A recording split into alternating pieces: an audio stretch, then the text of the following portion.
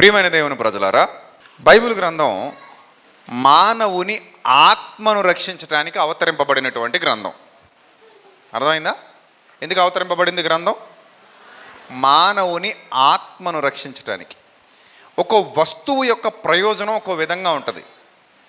Cell phone ఎందుకు కనిపెట్టబడింది అంటే దూర ప్రాంతాల్లో ఉన్న వాళ్ళతో కమ్యూనికేట్ చేయటానికి అది మనకందరికీ ఉపయోగపడేటువంటి ఒక సాధనం. ఈరోజు సెల్ ఫోన్ లేకపోతే అసలు నడదు, బండి నడదు, అంతే కదా. అంతగా మనందరి జీవితాల్లో సెల్ ఫోన్ ఏమైపోయింది, వాడుకైపోయింది. ప్రతి ఒక్కరి దగ్గర సెల్ ఫోన్ ఉంటుంది. చివరికి అడుక్కునే వాళ్ళకి కూడా సెల్ ఫోన్ ఉంది. ఇప్పుడు ఏ ఏరియాలో ఉన్నారో అని ఫోన్లో మాట్లాడుకుంటున్నారట. మొన్నొక అడుక్కునే ఆయన చిల్లర బస్తాలతో తీసుకెళ్ళాడట. ఇది పెద్ద వైరల్ అయింది న్యూస్. అది చిల్లర బస్తాలతో తీసుకెళ్ళి ఫోన్ కొన్నాడు. ఆ చిల్లర రూపాయి కాసులు, 2 రూపాయల కాసులు లెక్కపెట్టి ఆ 2 బస్తాల చిల్లర, 3 బస్తాల చిల్లర అక్కడ పోసి ఫోన్ కొనుక్కుని తెచ్చుకున్నాడట షాప్కి వెళ్ళి. సో అంటే అన్నం కంటే ఇంపార్టెంట్ ఏదైపోయింది? ఫోన్ అయిపోయింది. సరే, ఇలా ఏ వస్తువు కనిపెట్టినా అది మన ప్రయోజనం కొరకు అవతరించబడింది, కనిపెట్టబడింది. In the same way Bible అనే దివ్య గ్రంథం ఎందుకు అవతరించబడింది? పరలోకము నుండి ఈ లోకానికి గ్రంథం రావడంలో గల ప్రధానమైన ఉద్దేశం ఏంటి అంటే కేవలం మన ఆత్మలను రక్షించటానికి. దేనికమ్మా? ఇంకొంచెం గట్టిగా చెప్పండి. Very good. ఆత్మను రక్షించడం అంటే అర్థం ఏంటి? ఆత్మను రక్షించడం అంటే అర్థం ఏంటి? ఆత్మ ఎటో వెళ్ళిపోతుందన్నమాట. అపరాధముల చేత, పాపముల చేత చచ్చినదై ఆత్మ ఎటో వెళ్ళిపోతుంది. అలా ఎటో వెళ్ళిపోతున్నటువంటి ఆత్మను అటు వెళ్ళనివ్వకుండా తిరిగి నీ తండ్రి సన్నిధికి నడిపించడానికి. ఎక్కడికి నడిపించాలి? నిన్ను నీ తండ్రి సన్నిధికి చేర్చాలి. ఏ గూటి పక్షులు ఆ గూటికే చేరాలన్నట్టు మనమందరం ఎక్కడికి వెళ్ళాలి? ఎందుకు తండ్రి దగ్గరికే వెళ్ళాలి? చెప్పండి, ఎందుకు తండ్రి దగ్గరికే వెళ్ళాలి? మనం తండ్రిలో నుండే వచ్చాం కాబట్టి. అర్థమైందా? మనం తండ్రి వద్ద నుండి వచ్చాం కాబట్టి, తండ్రిలో నుండి వచ్చాం కాబట్టి తిరిగి మళ్ళీ మనం అందరం ఎక్కడికి వెళ్ళిపోవాలి? ఆ తండ్రి వద్దకు వెళ్ళిపోవాలి. అంటే నిన్ను వచ్చిన చోటికి తిరిగి చేర్చడానికి ఈ దివ్య గ్రంథం అవతరించబడింది, భూమి మీదకు రావడం జరిగింది. పరలోకపు తండ్రి ఈ గ్రంథాన్ని మన చేతులకు ఇవ్వడం జరిగింది. సో ఈ గ్రంథం మనకి గూగుల్ మ్యాప్ లాంటిది అనమాట. గూగుల్ మ్యాప్ ఐడియా ఉంది కదా అందరికీ? వాడుతున్నారా? గూగుల్ మ్యాప్స్ వాడతారా, వాడరా? ఎక్కడికైనా వెళ్ళాలంటే ఏం అడుగుతారు? అదే వాట్సాప్లో ఏం పెట్టమంటారు? అది ఏం షేర్ చేయాలట? అది లొకేషన్ షేర్ చేయి బాబు అంటారు. అంటారా? లొకేషన్ షేర్ చేయి, మేము వచ్చేస్తున్నాం, ఎక్కడికి రావాలో లొకేషన్ షేర్ చేయి అంటారు కదా. ఇప్పుడు దేవుడు మనకి లొకేషన్ షేర్ చేశాడు. అర్థమైందా? దేవుడు మనకి ఏం షేర్ చేశాడు? లొకేషన్ షేర్ చేశాడు. ఎలా షేర్ చేశాడు లొకేషను? ఎస్, ఆది యందు వాక్యం ఉండెను, వాక్యము దేవుని యొద్ద ఉండెను, ఆ వాక్యము దేవుడై ఉండెను, ఆ దేవుడు కృపా సత్య సంపూర్ణుడుగా శరీరధారిగా వాక్యమైన ప్రభువు మన మధ్యలో నివసించెను. ఆ వాక్యం అంటుంది, నా ద్వారా తప్ప ఎవ్వడు తండ్రి వద్దకు రాలేడు. అంటే I'm the location to go to heaven, to reach to heavenly father. So మీరు నిత్య జీవానికి వెళ్ళాలంటే, ఎటర్నల్ లైఫ్ మీకు కావాలంటే లొకేషన్ దేవుడు షేర్ చేశాడు బైబిల్ రూపంలో. ఈ బైబిల్ని ఎవడైతే ఫాలో అవుతున్నాడో, బైబిల్ని ఎవడైతే అనుసరిస్తున్నాడో, వాక్యానుసారంగా ఎవరైతే జీవిస్తున్నారో వాళ్ళు ఎక్కడికి వెళ్ళిపోతారు? చెప్పండి, ఎక్కడికి వెళ్ళిపోతారు? నిశ్చయానికి వెళ్ళిపోతారు. మనం పెట్టిన లొకేషన్ కరెక్ట్గా ఫాలో అవ్వాలి. రైట్కి తిరగమంటే రైట్ తిరగాలి, లెఫ్ట్ తిరగమంటే లెఫ్ట్ తిరగాలి, అంతే కదా. స్ట్రైట్ పోమంటే స్ట్రైట్ పోవాలి. అలా కరెక్ట్గా ఇన్స్ట్రక్షన్స్ అన్నీ, వాళ్ళు ఇచ్చే ఇన్స్ట్రక్షన్స్ అన్నీ ఫాలో అవుతూ ఉంటే కరెక్ట్గా మిమ్మల్ని తీసుకొచ్చి ఎక్కడ ఆపుతుంది? అదిగో లొకేషన్కి వచ్చేసామమ్మా, ఇదిగో నీ డెస్టినేషన్ రైట్ సైడ్ ఉంది, లేదా నీ డెస్టినేషన్ లెఫ్ట్ సైడ్ ఉంది, నువ్వు రీచ్ అయిపోయావు అని చెప్తుంది.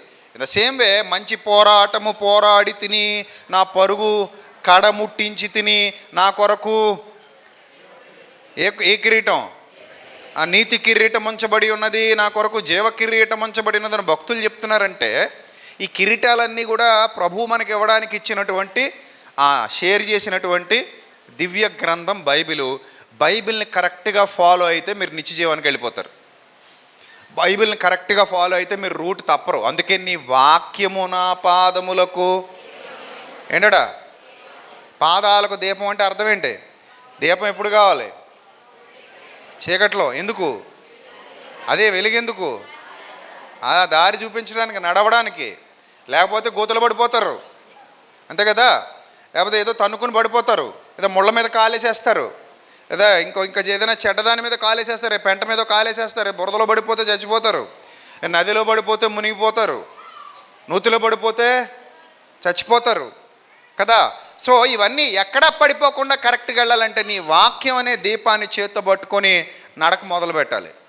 అలా నడుస్తూ పోతున్నప్పుడు ఈ దారి చూపిస్తుంది అనమాట. నాకు ఈ జీవవాక్యం నేను చేత్తో పట్టుకున్నాను కాబట్టి, నీ వాక్యము నా పాదములకు దీపము, నా త్రోవకు వెలుగునై ఉన్నది. ఇది నాకు దారి చూపిస్తూ ఉంది కాబట్టి ఈ వాక్యం అనే దీపాన్ని చేత్తో పట్టుకుని దారి చూసుకుంటూ వెళ్ళిపోతున్నాను అనమాట.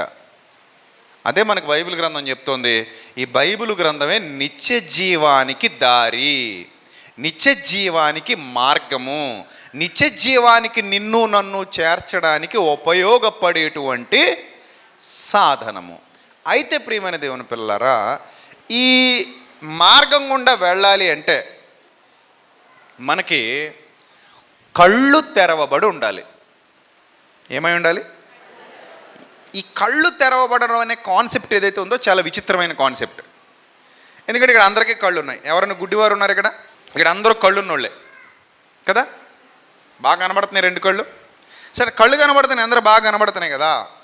ఈ కళ్ళు కనబడితే సరిపోద్దమ్మా నిత్య జీవానికి వెళ్ళడానికి? చెప్పాలి, సరిపోదా?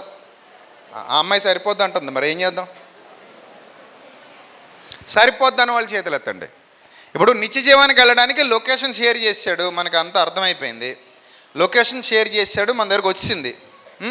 ఇప్పుడు దీని ద్వారా మనం ఎక్కడికి వెళ్ళగలం? ఈ లొకేషన్ షేర్ చేశాడు కాబట్టి ఇది పట్టుకోవడం ద్వారా మనం ఎక్కడికి వెళ్ళగలం? నిత్య జీవానికి వెళ్ళగలం అని మనం పాయింట్ అర్థమైపోయింది మనకి. మీకు అర్థమయ్యే భాషలో విడమరిచి చెప్పా. సరే, ఇప్పుడు నేను ఇంకో అడుగుతున్న రెండో క్వశ్చన్, స్టెప్ 2 పాయింట్. స్టెప్ 1 అయిపోయింది, ఇప్పుడు స్టెప్ 2. స్టెప్ 2 ఏంటంటే, కళ్ళు 2 కళ్ళు పనిచేస్తున్నాయి కాబట్టి నిత్య జీవానికి మనం నడిచెళ్ళాలి కదా. మరి నీ వాక్యం నా పాదములకు దీపము, నా త్రోవకు వెలుగు. సరే, దీపం అయితే ఉంది, మరి నడవాలంటే ఏం కావాలి? చూపు కావాలి కదా. చూపు బాగోకపోతే నడవలేం కదా, కళ్ళు ఉండాలి కదా. రైట్, ఈ కళ్ళు సరిపోతాయా నిత్య జీవానికి వెళ్ళడానికి? సరిపోతాయి అన్నవాళ్ళు చేతులు ఎత్తండి. సరిపోవన్న వాళ్ళు చేతండి. గట్టిగానే ఉన్నారు బ్యాచ్. సరే, ఎందుకు సరిపోవు చెప్పండి? Yes, you are right.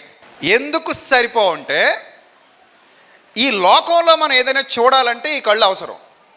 ఏమా, ఈ లోకంలో ఏ పని చేయాలన్నా, ఏదైనా చూడాలన్నా, ఎక్కడికైనా వెళ్ళాలన్నా, ఏదైనా తిరగాలన్నా, తినాలన్నా, వాట్ ఎవర్ ఇట్ మేబీ, మనం ఎటు పోవాలన్నా కానీ ఈ లోకానికి వరకు ఈ కళ్ళు అవసరం. ఈ లోకం వరకు ఈ కళ్ళు చాలా అవసరం. కానీ పరలోక యాత్రకు ఈ కళ్ళు మాత్రమే తెరవబడితే సరిపోదు. పరలోకపు యాత్రకి ఈ కళ్ళు మాత్రమే సరిపోదు. మరి ఏ కళ్ళు ఉన్నాయి అక్కడ? మనోనేత్రములు అన్నాడు బైబిల్లో. అన్నాడమ్మా? ఎక్కడన్నాడు? అంటున్నారు కదా, ఎక్కడన్నాడు చెప్పండి? ఎనీబడి ఆ రెఫరెన్స్ ఎక్కడుంది చెప్పండి. కొరింథీయులకు రాసిన 2వ పత్రిక 4వ అధ్యాయము 4వ వచనంలో వ్రాయబడిన మాట చదవండి. దేవుని స్వరూపి అయి ఉన్న క్రీస్తు మహిమను, దేవుని స్వరూపి అయి ఉన్న క్రీస్తు యొక్క మహిమను కనపరచు సువార్త ప్రకాశము. ఏ ప్రకాశం? సువార్త అనేది ఒక ప్రకాశం. అది ఆ ప్రకాశము వారికి ప్రకాశింపకుండు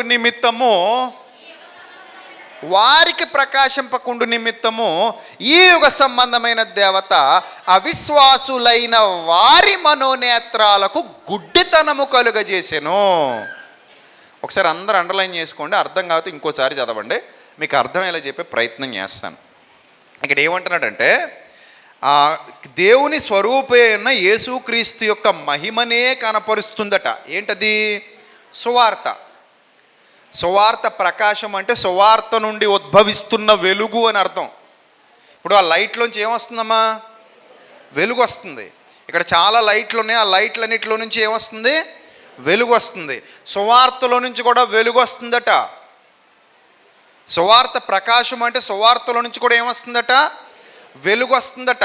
అంటే సువార్త కూడా like a light of the world. ప్రపంచానికి వెలుగునివ్వడానికి దేవుడు సువార్తని ఈ లోకానికి పంపించాడు. ఆ సువార్తను ప్రకటింపజేయమన్నాడు. ఆ సువార్త ప్రకటించి వారి పాదములు సుందరములు అన్నాడు. ఆ సువార్త ప్రకటింపకపోయిన ఎడల నాకు శ్రమ అన్నాడు. ఆ సువార్త ప్రకటించే వారికి ఎవరైతే సహకారులుగా ఉంటారో వారి పేర్లు జీవగ్రంథమందు వ్రాయబడి ఉన్నాయన్నాడు. అంతగా సువార్తను దేవుడు హెచ్చించాడు. Yes, gospel is like a light. ఏమండి, ఈ సువార్త అనేది ఒక దీపం లేదా ఒక బల్బ్, ఒక వెలుగు. అందులో నుంచి వెలుగు వస్తుందట. లైట్లో నుంచి వెలుగు వచ్చినట్టు ఈ సువార్తలో నుంచి వెలుగు వస్తుందట. ఈ సువార్త ప్రకాశము వారి కన్నులకు ప్రకాశింపకుండు నిమిత్తము ఈ యుగ సంబంధమైన ఓ దేవత ఉందట. ఆ దేవత ఏం చేసిందటంటే అవిశ్వాసులుగా ఉన్న వారి మనోనేత్రాలకు ఏం కలుగు చేసిందట? గుడ్డితనం కలుగు చేసిందట. ఒకసారి అందరూ జాగ్రత్తగా నా వైపు చూడండి. ఈ లైట్ తీక్షణంగా చూడగలుగుతున్నారా? లైట్ వంక మీరు ఇబ్బందిగా ఉన్నాయి కదా కళ్ళు. పోనీ ఈ లైట్ చూడగలుగుతున్నారా? చూడలేకపోతున్నారు కదా. ఇప్పుడు అందులోంచి ఎందుకు చూడలేకపోతున్నాం మనం? మన కన్ను తట్టుకోగలిగిన దానికంటే కూడా ఎక్కువ కాంతి లైట్లోంచి వస్తుంది కాబట్టి. చూడండి ఒకసారి లైట్ వైపు చూడండి. ఇటు ఉన్నోళ్ళు ఇటు చూడండి, ఇటు ఉన్నోళ్ళు ఇటు చూడండి. ఒకసారి చూడండి, పర్లేదు. చూసారా? అయిపోయిందా? ఒకసారి కళ్ళు మూసుకోండి. అందరు కళ్ళు మూసుకోవాలి. రైట్. నేను చెప్పాక తెరుద్దురు కానీ మిమ్మల్ని ఏం చేసేయలేండి. మీ మెళ్ళ బంగారాలు ఎవరో కొట్టేయడు. కళ్ళు మూసుకోమని చెప్పి మీ మెళ్ళ బంగారాలు చైన్లు పట్టిపోతాం అనుకుంటున్నారా? అదే లేదు. ఒకసారి కళ్ళు మూసుకోండి, అందరూ మూసుకోండి ఒకటేసారి, పైన ఉన్నోళ్ళు కూడా. రైట్. ఇప్పుడు మీకేమైనా కనబడుతుందా? ఎలా ఉంది మరి మొత్తం అంతా? మరి ఇక్కడ లైట్లో కాంతి ఏమైనా తగ్గిందా ఏంటి? ఈ లైట్లో ఏమైనా కాంతి తగ్గిందా ఏంటి మీకు కనబడకపోవడానికి? మరి ఏమైంది? ప్రాబ్లం ఏంటి? లైట్కున్న పవర్ తగ్గల. ఈసారి తెరిచేయండి. లైట్కున్న పవర్ తగ్గల, లైట్లో కాంతి తగ్గల. ఏంటి ప్రాబ్లం అంటే మనం కళ్ళు మూసుకున్నాం కాబట్టి అట్నుంచి వచ్చే కాంతి మన కళ్ళలోనికి వెళ్ళట్లేదు. నిజానికి అందులో కాంతి ఉందా లేదా? నిజానికి అక్కడ వెలుగు ఉందా లేదా? ఉంది. కానీ ఆ వెలుగు మనలోనికి ఎందుకు వెళ్ళట్లేదంటే చెప్పండి, ఎందుకు వెళ్ళట్లేదు? మనం క్లోజ్ చేసేసాం. ఏం క్లోజ్ చేసేసాం? ఎస్, మన కన్నులు క్లోజ్ చేసేసాం. కాబట్టి మన కన్నులు క్లోజ్ అయిపోయాయి కాబట్టి, మనమే క్లోజ్ చేసాం కాబట్టి అంత శక్తివంతమైన వెలుగు అక్కడ ఉన్నా కూడా నాకు ఇప్పుడు ఏ ప్రాబ్లం లేదు. దాని ముందుకెళ్ళి నిలబడినా నాకు ఏ ప్రాబ్లం లేదు ఇప్పుడు. అంతే కదా. ఎంత దగ్గరికైనా వెళ్ళగలను ఇప్పుడు నేను అక్కడికి. ఎంత దగ్గరికైనా వెళ్ళగలను దీని దగ్గరికి. నాకేం అనిపించట్లా. కానీ ఇంకా దగ్గరికి వెళ్ళి తెరిచాననుకోండి, పోద్దు లోపలికి, చాలా పవర్ఫుల్గా వెళ్ళిపోద్ది లోపలికి కదా. కానీ నేను ఎంత దగ్గరికి వెళ్ళినా నాకేం అవ్వట్లేదంటే నేను ఎలా వెళ్తున్నాను అంత దగ్గరికి? ఇప్పుడు కళ్ళు మూసుకొని వెళ్తున్నాను. కళ్ళు మూసుకొని నేను దాని దగ్గరికి వెళ్ళిపోయి ఈ మాత్రం గ్యాప్లో నిలబడినా కూడా నాకేం అవ్వదు. నేను ఉండగలను అక్కడ, ఎంతసేపు అయినా ఉండగలను. కానీ ఒకసారి తెరిచానా ఆ శక్తి నాలోనికి వెళ్ళిపోద్ది కదా. ఆ లైటింగ్కి నేను తట్టుకోలేను, ఖచ్చితంగా నాలోనికి వెళ్ళిపోద్ది. ఇదే జరుగుతుంది ఈరోజు సమాజంలో. నాకు తెలిసి ఇక్కడ కూడా చాలామంది ఉండొచ్చు. సువార్త ప్రకాశం వారి కనులకు ప్రకాశింపకుండా, సువార్త వెలుగు వారి జీవితాలలోనికి వెళ్లకుండా, ఆ ప్రభావము వారి జీవితాలలోనికి వెళ్లకుండా అపవాది వారి మనోనేత్రాలకు గుడ్డితనము కలుగజేశాడు. నేను చెబుతున్నాను, మీరు నమ్మాలి. ఈరోజు క్రైస్తవ్యంలో చాలామంది వాక్యం దగ్గరికి వస్తారు, వెలుగు దగ్గరికి వస్తారు. ఎలా వస్తారు? చాలాసేపు ఉంటారు సంఘంలో, చాలాసేపు ఆరాధిస్తారు, చాలాసేపు వాక్యం వింటారు, అంతా అయిపోయింది, ఇప్పుడు వెళ్ళిపోతారు. ఏ ఉపయోగం చెప్పండి? ఏమైనా ఉపయోగం ఉందా? ఏ ఉపయోగం లేదు. ఎందుకు ఉపయోగం లేదంటే అక్కడికి వెళ్ళి నిలబడుతున్నారు, కానీ ఎలా నిలబడ్డారు? ఇలా నిలబడ్డారు. ఇలా నిలబడ్డప్పుడు నేను ఏ వెలుగు దగ్గరికి వెళ్ళినా నాకేం ప్రయోజనం లేదు. ఎందుకంటే ఆ వెలుగేది నాలోనికి రావట్లా. నాలోనికి రాకుండా ఒక అవిశ్వాసిగా నా మనోనేత్రాలకు గుడ్డితనం కలిగింది. ఇన్ ద సేమ్ వే ఈరోజు చాలామంది జీవితాల్లో వాక్యం పనిచేయట్లేదు. ప్రాబ్లం వాక్యందా? ప్రాబ్లం వాక్యందా? మరి ఎవరిది? దీని గురించి యేసుప్రభు వారు చక్కటి ఎగ్జాంపుల్ చెప్పారు, వండర్ఫుల్ ఎగ్జాంపుల్. ఒక బాస్కెట్తో విత్తనాలు తెచ్చారట. ఒక బాస్కెట్ నిండా ఏం తెచ్చారట? విత్తనాలు తెచ్చారట. చల్లుతున్నారట. 4 ప్లేసెస్లో పడ్డాయట. మీకు తెలిసి ఇదంతా బాగా తెలుసు, కొట్టిన పిండి మీకు కాకపోతే కొట్టిన పిండే కానీ మట్టిలోకి వెళ్దాం అంతే. బాస్కెట్తో తెచ్చారు, విత్తనాలు చల్లేశారు. కొన్ని ఎక్కడ పడ్డాయట? రాతి నేలలో పడ్డాయట. కొన్ని ఎక్కడ పడ్డాయట? ముళ్ళ పొదల్లో పడ్డాయట. కొన్ని ఎక్కడ పడ్డాయట? త్రోవ పక్కన పడ్డాయట. కొన్ని ఎక్కడ పడ్డాయట? మంచి నేలలో పడ్డాయట. మంచి నెలలో పడ్డాయి, పొలకెత్తాయట, ఫలించాయట, అభివృద్ధి పొందాయట, అదరగొట్టిచేయట. ఈ మిగిలిన 3 ప్లేసెస్లోనే దెబ్బ అయిపోయినాయట. ఇప్పుడు మీరు వచ్చి విత్తనాలు ప్రాబ్లం అండి అన్నారనుకో, ఎవడైనా నవ్విపోతాడు. అన్ని విత్తనాలు ఒకటే. ఇప్పుడు ఆ ముళ్ళ పొదల్లో పడ్డవి, త్రోవ పక్కన పడ్డవి, రాతి నేల మీద పడ్డవి, మంచి నేలలో ఒకవేళ పడుంటే ఏమయ్యేవి? చక్కగా ఫలించేవి. ఒకవేళ ఈ మంచి నేలలో పడ్డ విత్తనాలు అక్కడ పడుంటే ఏమయ్యేవి? ఫలించకుండా పోయేవి. అంటే విత్తనాలలో ఏ ప్రాబ్లం లేదు. ప్రాబ్లం ఎక్కడుంది చెప్పండి? ఎక్కడుంది? నేలల్లో ఉంది. ఇన్ ద సేమ్ వే ఇక్కడ ఇంతమంది కూర్చున్నారు కదా, అక్క చెల్లెమ్మలు ఎంతోమంది ఇక్కడ ఉన్నారు, అన్నదమ్ములు ఎంతోమంది ఇక్కడ ఉన్నారు, బయట కూడా కూర్చున్నారు, ఖాళీలు లేవు, ఇటు అటు అటు బాగా నిండిపోయారు. సంతోషం. వీళ్ళందరూ కూడా మనోనేత్రములు వెలిగింపబడిన వారేనా? వీళ్ళందరి జీవితాల్లో వాక్యం సరిగ్గా పనిచేస్తుందా? వీళ్ళందరూ వాక్యానుసారంగానే ఉన్నారా? వీళ్ళందరూ దేవుని యందు భయభక్తులు గలవారేనా? వీళ్ళందరూ సువార్తకు లోబడిన వారేనా? వీళ్ళందరూ దేవుడు అంటే ఇష్టమేనా? వీళ్ళందరూ ఆజ్ఞానుసారంగా జీవించడానికి రెడీగా ఉన్నారా? వీళ్ళందరూ మారు మనసు పొందారా? వీళ్ళందరూ రక్షణ భాగ్యాన్ని పొందారా? వీళ్ళందరూ ఒప్పుకోలు జీవితాన్ని కలిగి ఉన్నారా? ప్రభువా నన్ను క్షమించమని ప్రాధేయపడే గుంపులో వీళ్ళందరూ ఉన్నారా? వీళ్ళందరి జీవితాల్లో దేవుని రక్షణ కార్యం జరుగుతుందా? రేపొద్దున వీళ్ళు ఈ మ్యాప్ పట్టుకుని నిత్య జీవానికి వెళ్ళిపోవడానికి సిద్ధంగా ఉన్నారా? అసలు ఈ మ్యాప్ని వాడుతున్నారా? నిత్య జీవానికి వెళ్ళాలన్న ఆలోచన ఇక్కడ ఉన్న వాళ్ళలో ఎంతమందికి ఉంది?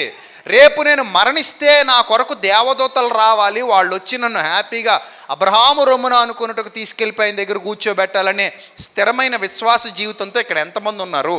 అసలు దేవుణ్ణి ఎంతమంది నిజంగా నమ్ముతున్నారు? శోధనలు, కష్టాలు, కన్నీళ్లు వచ్చినప్పుడు ప్రభువులో ఎంతమంది స్థిరంగా నిలబడుతున్నారు? ప్రతి విధమైన శోధనను ఎదుర్కోవడానికి శక్తినివ్వమని ఎంతమంది అడుగుతున్నారు? అపవాదితో యుద్ధం చేయడానికి ఎంతమంది ఆత్మఖడ్గాన్ని ధరించుకుని ఉన్నారు? ప్రతిరోజు ఎంతమంది జీవితాల్లో ప్రార్థన కంటిన్యూగా నడుస్తుంది? ప్రతిరోజు ఎంతమంది జీవవాక్యంతో తమ హృదయాలను తృప్తిపరుచుకుంటున్నారు? ఎంతమంది దేవుని పనికి ముందుకు వస్తున్నారు? ఎంతమంది సువార్తకు సహకారులుగా ఉన్నారు? ఎంతమంది ప్రభువా నన్ను వాడుకొని అడుగుతున్నారు? ఎంతమంది ప్రభువా నా జీవితం నీతి ప్రభువా సజీవయాగంగా నీకు సమర్పించాను ప్రభు అని ఒప్పుకోలు జీవితంతో నడుస్తున్నారు? ఎంతమంది పాపానికి దూరంగా పోరాడుతున్నారు, పరిగెడుతున్నారు? ఎంతమంది అపవిత్రతను దూరం పెడుతున్నారు? ఎంతమంది చీకటిని దూరం పెడుతున్నారు? ఇన్ని క్వశ్చన్స్ మన మధ్యలోకి వస్తే ఎంతమంది పాస్ అవుతారంటారు ఈ ప్రశ్నలన్నిటికీ? అందరూ పాస్ అయిపోతారా? అందరూ పాస్ అవుతారమ్మా? కొందరే పాస్ అవుతారు. ఎందుకు పాస్ అవుతారు? ఎందుకు పాస్ అవ్వట్లేదు తెలుసా? చాలామంది ప్రాబ్లం విత్తనంలో లేదు, ప్రాబ్లం వాక్యంలో లేదమ్మా. వాక్యం ఎప్పుడు శక్తివంతమైందే, వాక్యం ఎప్పుడు గొప్పదే, వాక్యం జీవం కలిగిందే, వాక్యం ఉత్తమమైనదే, ఉత్తమమైనదే, ఉత్తమమైనదే, అందులో ఎలాంటి సందేహం లేదు. కానీ మనం ఏం చేస్తున్నామంటే కళ్ళు మూసుకుని వాక్యం దగ్గరికి వెళ్తున్నాం. అంటే వాక్యం మన చుట్టూ తిరుగుతుంది, కానీ వాక్యాన్ని మనం ఏం చేయట్లేదంటే మన హృదయంలోనికి వెళ్ళనివ్వట్లా. వెళ్ళకుండా దాన్ని ఏం చేస్తున్నామంటే ఆపేస్తున్నాం. దీనికి ప్లాన్ వేసిందే అపవాది. నువ్వు ఆ వాక్యాహారాన్ని భుజిస్తే మారిపోతావు కదా, నీ హృదయం వెలిగించబడుతుంది కదా, నీ ఆత్మీయ నేత్రాలు తెరవబడితే వాడి పనులు జరగవు, అక్కడ వాడి పనులు జరగవు. సో అందుకే ఈరోజు చాలామంది ఆత్మీయ నేత్రాలు మూసుకుపోయి ఆరాధనకు వస్తున్నారు. ఆత్మీయ నేత్రాలు మూసుకొని సంఘంలో కూర్చుంటున్నారు. ఆత్మీయ నేత్రాలు మూసుకొని ప్రార్థన చేస్తున్నారు. ఆత్మీయ నేత్రాలు మూసుకొని పాటలు పాడుతున్నారు. ఆత్మీయ నేత్రాలు మూసుకుని దేవుని పిల్లలుగా చాలామంది అవుతున్నారు. అందులో బోధకులు ఉన్నారు, విశ్వాసులు ఉన్నారు. అమ్మా దుర్దినాలు ఇవి, దుర్దినాలు. దుర్దినములలో భయంకరమైన పరిస్థితులు సమాజంలో కనబడుతున్నాయి. సత్యమునకు చెవి నొగ్గని, చెవి నియ్యని ప్రజలైపోయారట చివరికి. హితబోధను అనుసరింపక. పౌలు భక్తుడు తిమోతికి లేఖ రాస్తూ అంటాడు, బాబు తిమోతి, పరిచర్య కడవరి దినాల్లో, దుర్దినాల్లో ఇప్పుడున్నంత అందంగా జరగదరా నాన్న. ఎందుకంటే తిమోతి పౌలు గారికి ప్రియ శిష్యుడు కదా. సో అలా జరగదు. జనులు అప్డేట్ అయిపోతారు. జనులు ఏమైపోతారు, రోజు రోజుకి ఏమైపోతారంటే అప్డేట్ అయిపోతారు. సాతాను ప్రభావం వారి మీద ఎక్కువ ఉంటుంది. సాతాను ఎక్కువ వారి మీద ప్రభావం చూపిస్తూ ఉంటాడు. వారి మనోనేత్రాలు గుడ్డితనం కలగజేస్తాడు. వాడిని కళ్ళు మూసేస్తాడు. అలా మూసేయడం వల్ల వీళ్ళ ఆలోచన విధానం మారిపోయి వీళ్ళు ఎలా అయిపోతారో చెప్తూ మళ్ళీ కొరింథీ పత్రిక కొద్దాం ఒకసారి చూద్దాం. తిమోతికి పౌలు భక్తుడు హెచ్చరిక చేస్తూ ఎంత చక్కటి విషయాన్ని తిమోతికి చెప్తున్నాడో ఒకసారి చూడండి. తిమోతికి రాసిన 2వ పత్రికలో 4వ అధ్యాయంలో 3వ వచనంలో ప్రజలు ఎలా ఉండబోతున్నారో పరిశుద్ధాత్ముడు ముందుగా సూచించాడు ప్రవక్తకి. పౌలు అనే ప్రవక్తకి పరిశుద్ధాత్ముడు దీర్ఘదర్శి కదా. దీర్ఘదర్శులు అంటే భవిష్యత్తును దేవుని శక్తి వలన భవిష్యత్తును గ్రహించే వాళ్ళను దీర్ఘదర్శులు అంటారు. అలాంటి దీర్ఘదర్శి అపోస్తులుడైన పౌలు. ఈ దీర్ఘదర్శి ఏం చెప్తున్నాడు చూడండి. 4వ అధ్యాయం 3వ వచనం. ఎందుకనగా చెప్పండి, ఎందుకనగా జనులు హితబోధను సహింపక. జనులు ఏం సహింపకమ్మా? హితబోధను సహింపక దురద చెవులు గలవారై తమ స్వకీయ దురాశలకు అనుకూలమైన బోధకులను తమ కొరకు పోగు చేసుకుంటారట. చూడండి, కళ్ళు మూసుకుపోయాండి. కళ్ళు మూసుకుపోయినప్పుడు ఇంక సత్యవాక్యంతో పనుందా? లేదు. ఖండించి గద్దించి బుద్ధి చెప్పేది అవసరమా? లేదు. ఏం కావాలి ఇప్పుడు? వాక్యం కూడా ఏం కావాలి చెప్పండి, ఎలా కావాలి? మనకు అనుకూలంగా కావాలి. ఇప్పుడు ఎప్పుడైనా హాస్పిటల్కి వెళ్ళారా? డాక్టర్ గారితో తియ్యగుండే మందులు రాయండి బాబు అన్నారు ఎప్పుడైనా? తియ్యగుండాలి బాబు మందులు, చేదుగుంటే నేను మింగలేను, కొంచెం తియ్యగుండేవి ఏమైనా ట్యాబ్లెట్లు, తియ్యగుండే టానిక్లు రాయండి బాబు అన్నారా? అనలేదు కదా, రైట్. అలాగే ఎప్పుడైనా ఇంజక్షన్లు రాసేటప్పుడు ఇంజక్షన్లు వద్దు బాబు, ఇంజక్షన్లు వద్దు అంటే కుదరదమ్మా, ఇంజక్షన్లు అయితే పని అవదమ్మా అన్నాడు అనుకో. పని అవ్వకపోయినా సరే ఇంజక్షన్ మాత్రం వద్దంతే అన్నారా? పోతావమ్మా మరి నీ ఇష్టం అంటే ఏమంటారు ఇప్పుడు? బాబోయ్ పొడిచేయండి బాబు, ఎన్ని పొడుస్తారో పొడిచేయండి, పోవడం అన్న మాట ఎత్తకండి. ఈసారి ఆ మాట అన్నారంటే మీరు ఇంజక్షన్ మామూలు ఇంజక్షన్ కాదు, మామూలు పెద్ద దప్పలంతో పొడి చేసినా పొడిపించేసుకుంటాం. ధాన్యం బస్తాలు కుట్టే దప్పలం ఉంటుంది కదా, దాంతో పొడిచినా పొడిపించుకుంటాం. కానీ బాబు పోవడం అన్న మాట మాత్రం అనకండి బాబు అంటారు. సో అంటే ఏంటంటే డాక్టర్ దగ్గరికి వెళ్ళినప్పుడు మనకు అనుకూలంగా ఉండాలి మందులని అడగం. ఎందుకంటే డాక్టర్కి తెలుసు మనకి ఏ మందు అవసరమో. చేదుగా ఉన్నా మనం ఏం చేయాలి? మింగాలి. నొప్పిగా ఉన్న ఇంజక్షన్ ఏం చేయాలి? చేయించుకోవాలి. కానీ మీ పాస్టర్ గారు వారం మిమ్మల్ని ఖండించి గద్దించి మీ తప్పులు ఎత్తి చూపిస్తూ, మీ భక్తిహీనతను ఎత్తి చూపిస్తూ, మీ అపరాధాలను ఎత్తి చూపిస్తూ, మిమ్మల్ని సంస్కరిస్తూ సరిచేస్తూ ఇలా ఉండాలి ఇలా ఉండకూడదని గట్టిగా ఖండించి గద్దించి బుద్ధి చెప్తూ వాక్యం చెప్తున్నాడు అనుకోండి, ఏం చేస్తారు చెప్పండి? మీ పాస్టర్ గారిని ఏడే అన్నారు వాళ్ళు చెప్పండి, మార్చేస్తారా? అంటే అంత బరి తెగించిపోయారా? మార్చేసేస్తామంత అంత బరి తెగించిపోయారా? ఆయన ఏదో కొంచెం పాపం అమాయకుల్లో ఉన్నాడు. ఆయన నాగలటోడైతే కొరడా తీసుకొచ్చి రెండర మార్చండి చూద్దామంటాడు. పౌలు గారు ఏమన్నాడు తెలుసా? సంఘంతో మాట్లాడుతూ సాత్వికమైన మనస్సుతో రావాలనా? దేంతో రావాలను? బెత్తముతో రావాలనా అన్నాడు. అలాంటి సేవకులు కావాలండి. ఈరోజు సంఘానికి ఎలాంటి వారు కావాలంటే సాత్వికమైన మనస్సుతో రావాలా, బెత్తం పట్టు రావాలా? నువ్వు బెత్తం పట్టుకు వస్తావా? మేము ఉంటామేటి ఇక్కడ? మాకేమన్నా సంఘాలు కరువు అనుకున్నా తెచ్చుకో, బెత్తం నువ్వే ఉంటారు. ఇంకా మేము ఉండం. చూద్దామంటే కుర్చీలో ఒక్కడుండడు, నీ బెత్తం నువ్వే తిరగండి, మొత్తం వరన్నా అంతా తిరగండి ఆ బెత్తం పట్టుకొని. ఆ కుర్చీల్ని బల్లల్ని కొట్టుకుంటూ తిరుగు.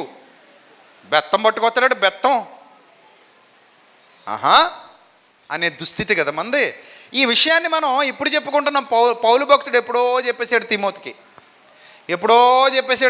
ఏమని చెప్పాడు తిమోతికి?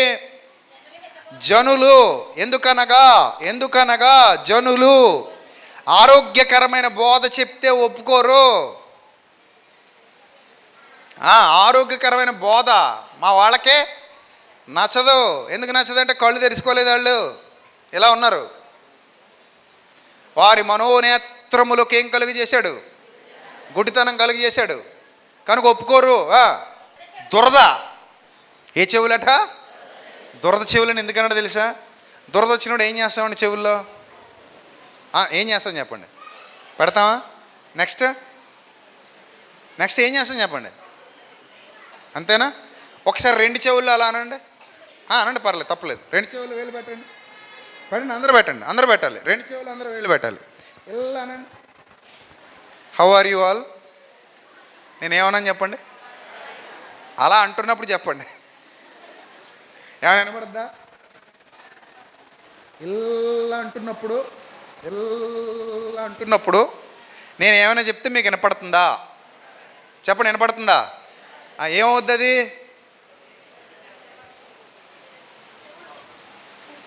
ఏమైనా చెప్పుకోవచ్చు. ఇంకా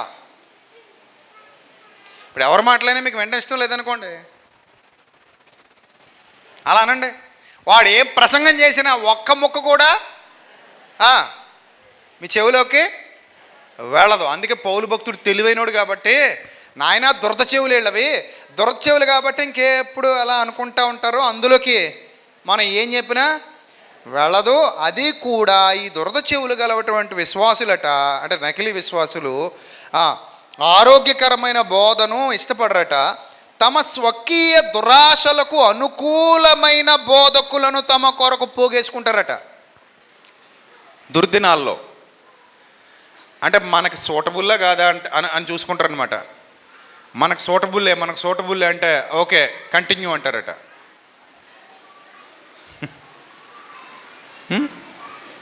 ఈ మధ్య సంఘాల్లోకి మిమిక్రీ ఆర్టిస్టులను కూడా తెస్తున్నారు. సువార్త పవన్ కళ్యాణ్ గారు చెప్తే ఎలాగుంటుంది, సువార్త నాగార్జున గారు చెప్తే ఎలాగుంటుంది అని మిమిక్రీ ఆర్టిస్టులు వచ్చి వాళ్ళను ఇమిటేట్ చేస్తూ సువార్త చెప్పడం అట. అంటే రోజు రోజుకి మన వాళ్ళకి కొత్త పోకడలు కావాల్సి వస్తున్నాయి.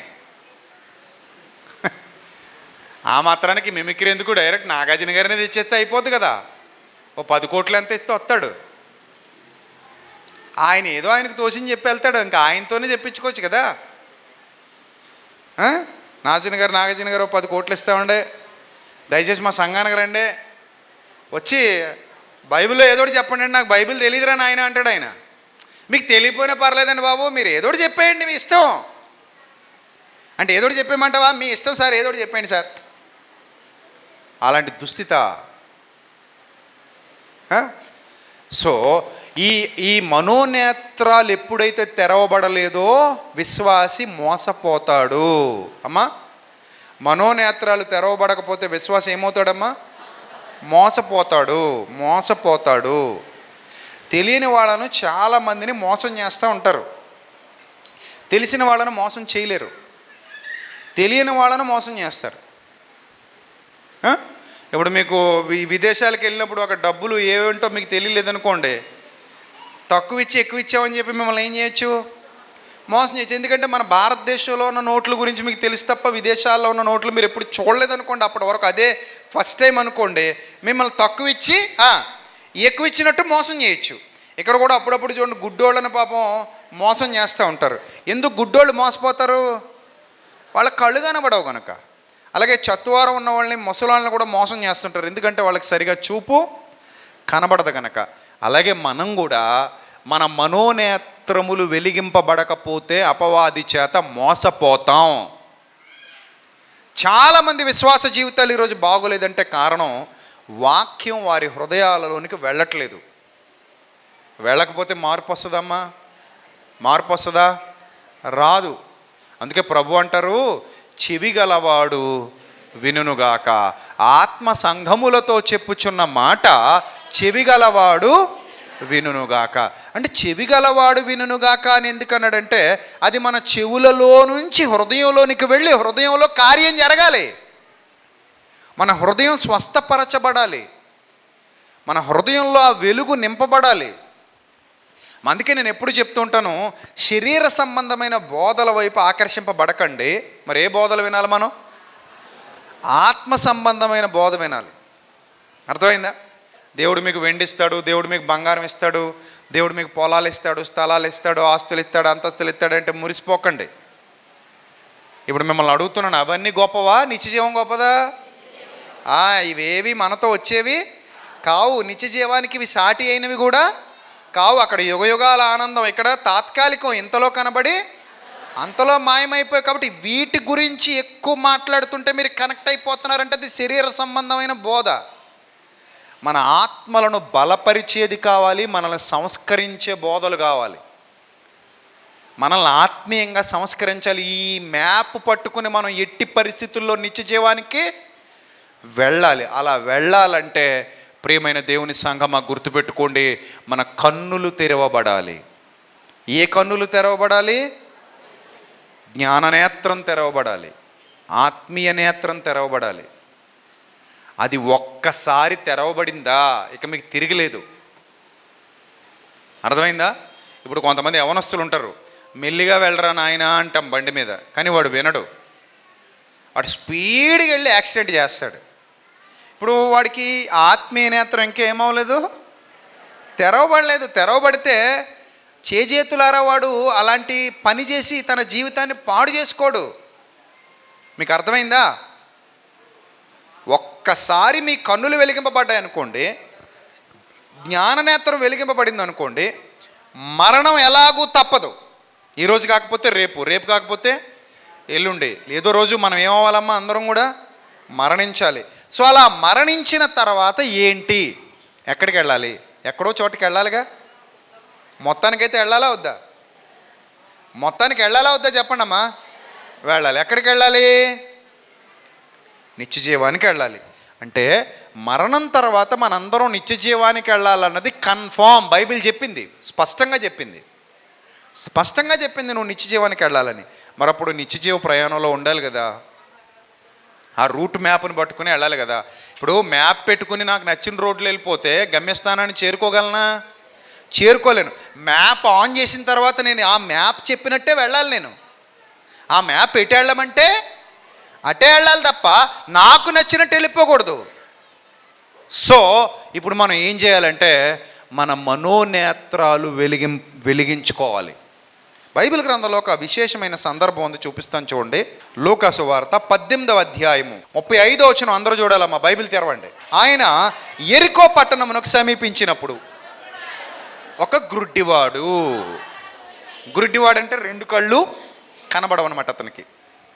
అంటే ఎవరు ఎలా ఉంటారో కూడా తెలీదు. నేను ఇందాక చెప్పాను కదా కళ్ళు మూసుకోమని. కళ్ళు మూసుకుంటే అంతా క్లోజ్, ఏమీ లేదు. ఇంకా ఇక్కడ ఏం జరిగినా మనకు సంబంధం లేదు ఇంకా, అంతే కదా. వన్స్ ఒక్కసారి మీరు కళ్ళు మూసుకున్నారనుకోండి, ఏం జరిగినా మనకే తెలియదు. మీకు వచ్చిన టాస్క్ పెట్టినా అందరు ఈ ఊరోళ్ళైనా పొరుగు రోళ్ళు కూడా ఉన్నారు ఇక్కడ, చెప్పండి అమ్మా. పొరుగు రోళ్ళు కూడా ఉన్నారా? పోనీ ఈ ఊరోళ్ళు ఎంతమంది ఉన్నారు ఇక్కడ? ఈ చుట్టుపక్కల ఇళ్ళు ఉన్న వాళ్ళు ఎంతమంది ఉన్నారు? చేయి చూపించండి. మీ కళ్ళకు గంతలు కడతాను, మీ ఇంటికి వెళ్ళిపోవాలి. ఎవరు వెళ్ళలేరు కదా, వెళ్ళగలరా? ఇక్కడే గట్టిగా కడతాం కళ్ళకి. అంత ఈజీగా మీరు ఎలా చూస్తే కనబడేలా కట్టం, గట్టిగా కడతాం. అవసరమైతే కళ్ళ దగ్గర చపాతీ పిండి పెట్టి మరీ కడతాం. మీరు చూద్దామన్నా కనబడదు. ఇంకా చక్కగా రెండు చపాతీ పిండి మొదలు చుట్టి ఇక్కడొకటి పెట్టేసి శుభ్రం గట్టి పడేసాం అనుకోండి, మీరు చూద్దామన్నా కనబడదు కదా. ఎంతమంది ఇంటికి వెళ్ళిపోగలరు? ఇక్కడ నుంచి అక్కడ కూర్చుండగానే కట్టేస్తాం. లేవాలి, ఆ డోర్ ఎక్కడుందో చూసుకోవాలి, ఈ డోర్ ఎక్కడుందో చూసుకోవాలి. ఇక్కడ చాలా డోర్లు ఉన్నాయి, దాదాపు 1 2 3 4 5 డోర్లు ఉన్నాయి. ఈ 5 డోర్లు ఏదో డోర్ గుండా వెళ్ళాలి, మీరు ఇంటికి వెళ్ళాలి. వెళ్ళగలరా? వెళ్ళలేరు కదా. సో గుడ్డి వాళ్ళ జీవితాలు మరొకరి మీద ఆధారపడి ఉంటాయి. వాళ్ళని అక్కడికి తీసుకొచ్చి ఎవరొకరు కూర్చోబెట్టాలి, మరలా ఎవరొకరు తీసుకెళ్ళి ఇంట్లో దిగబెట్టాలి.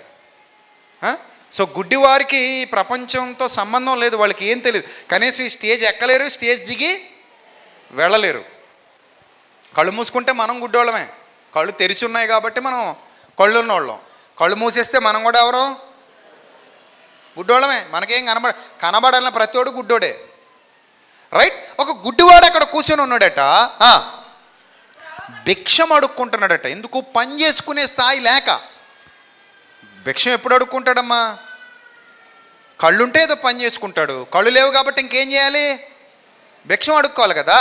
సో అలా అడుక్కొని బతుకుతున్నాడు, ఎవరో వేసే దాన ధర్మాల మీద బతుకుతున్నాడట. అలా బతుకుతున్నప్పుడు జనసమూహం దాటిపోచున్నట్టు వాడు చప్పుడు విన్నాడట. ఏం విన్నాడు? చప్పుడు. జనాలు పోలోమని వచ్చేస్తున్నారు, గొలకొలమంటా ఉన్నారు. అమ్మో ఎన్ని జనాలు వచ్చేసారేంటి, ఇంత జనాలు వచ్చేసారేంటి అని ఆ చెవులు బాగా పనిచేసినాయి అతనికి. చప్పుడు విన్నాడట. చప్పుడు విని ఇది ఏమని ఎవరినో ఒకరిని అడిగాడు. బాబు ఏంటమ్మా బాబు, ఈ జనాలు ఏంటమ్మా, ఈ గోల ఏంటమ్మా, ఏంటి హడావుడు ఏంటమ్మా, ఏం జరుగుతుందమ్మా నా చుట్టూ అని అడిగాడట. ఇదేమని అడుగగా వారు అన్నారట, నజరేయుడైన యేసు ఈ మార్గమున వెళ్ళుచున్నాడని వానితో చెప్పిరి. ఒక్కసారిగా షాక్ అయిపోయాడు. ఏంటి నజరేయుడైన యేసా? ఆయన గురించి ఎంతోమంది చెప్పుకుంటుంటే విన్నాను, చూడలా. పాయింట్ మీరు అర్థం చేసుకోవాలి. చూచి నమ్ముట కంటే, చెప్పాలి, చూడక నమ్మిన వారు ధన్యులు. తోమా నీవు నన్ను చూచి నమ్మితివి.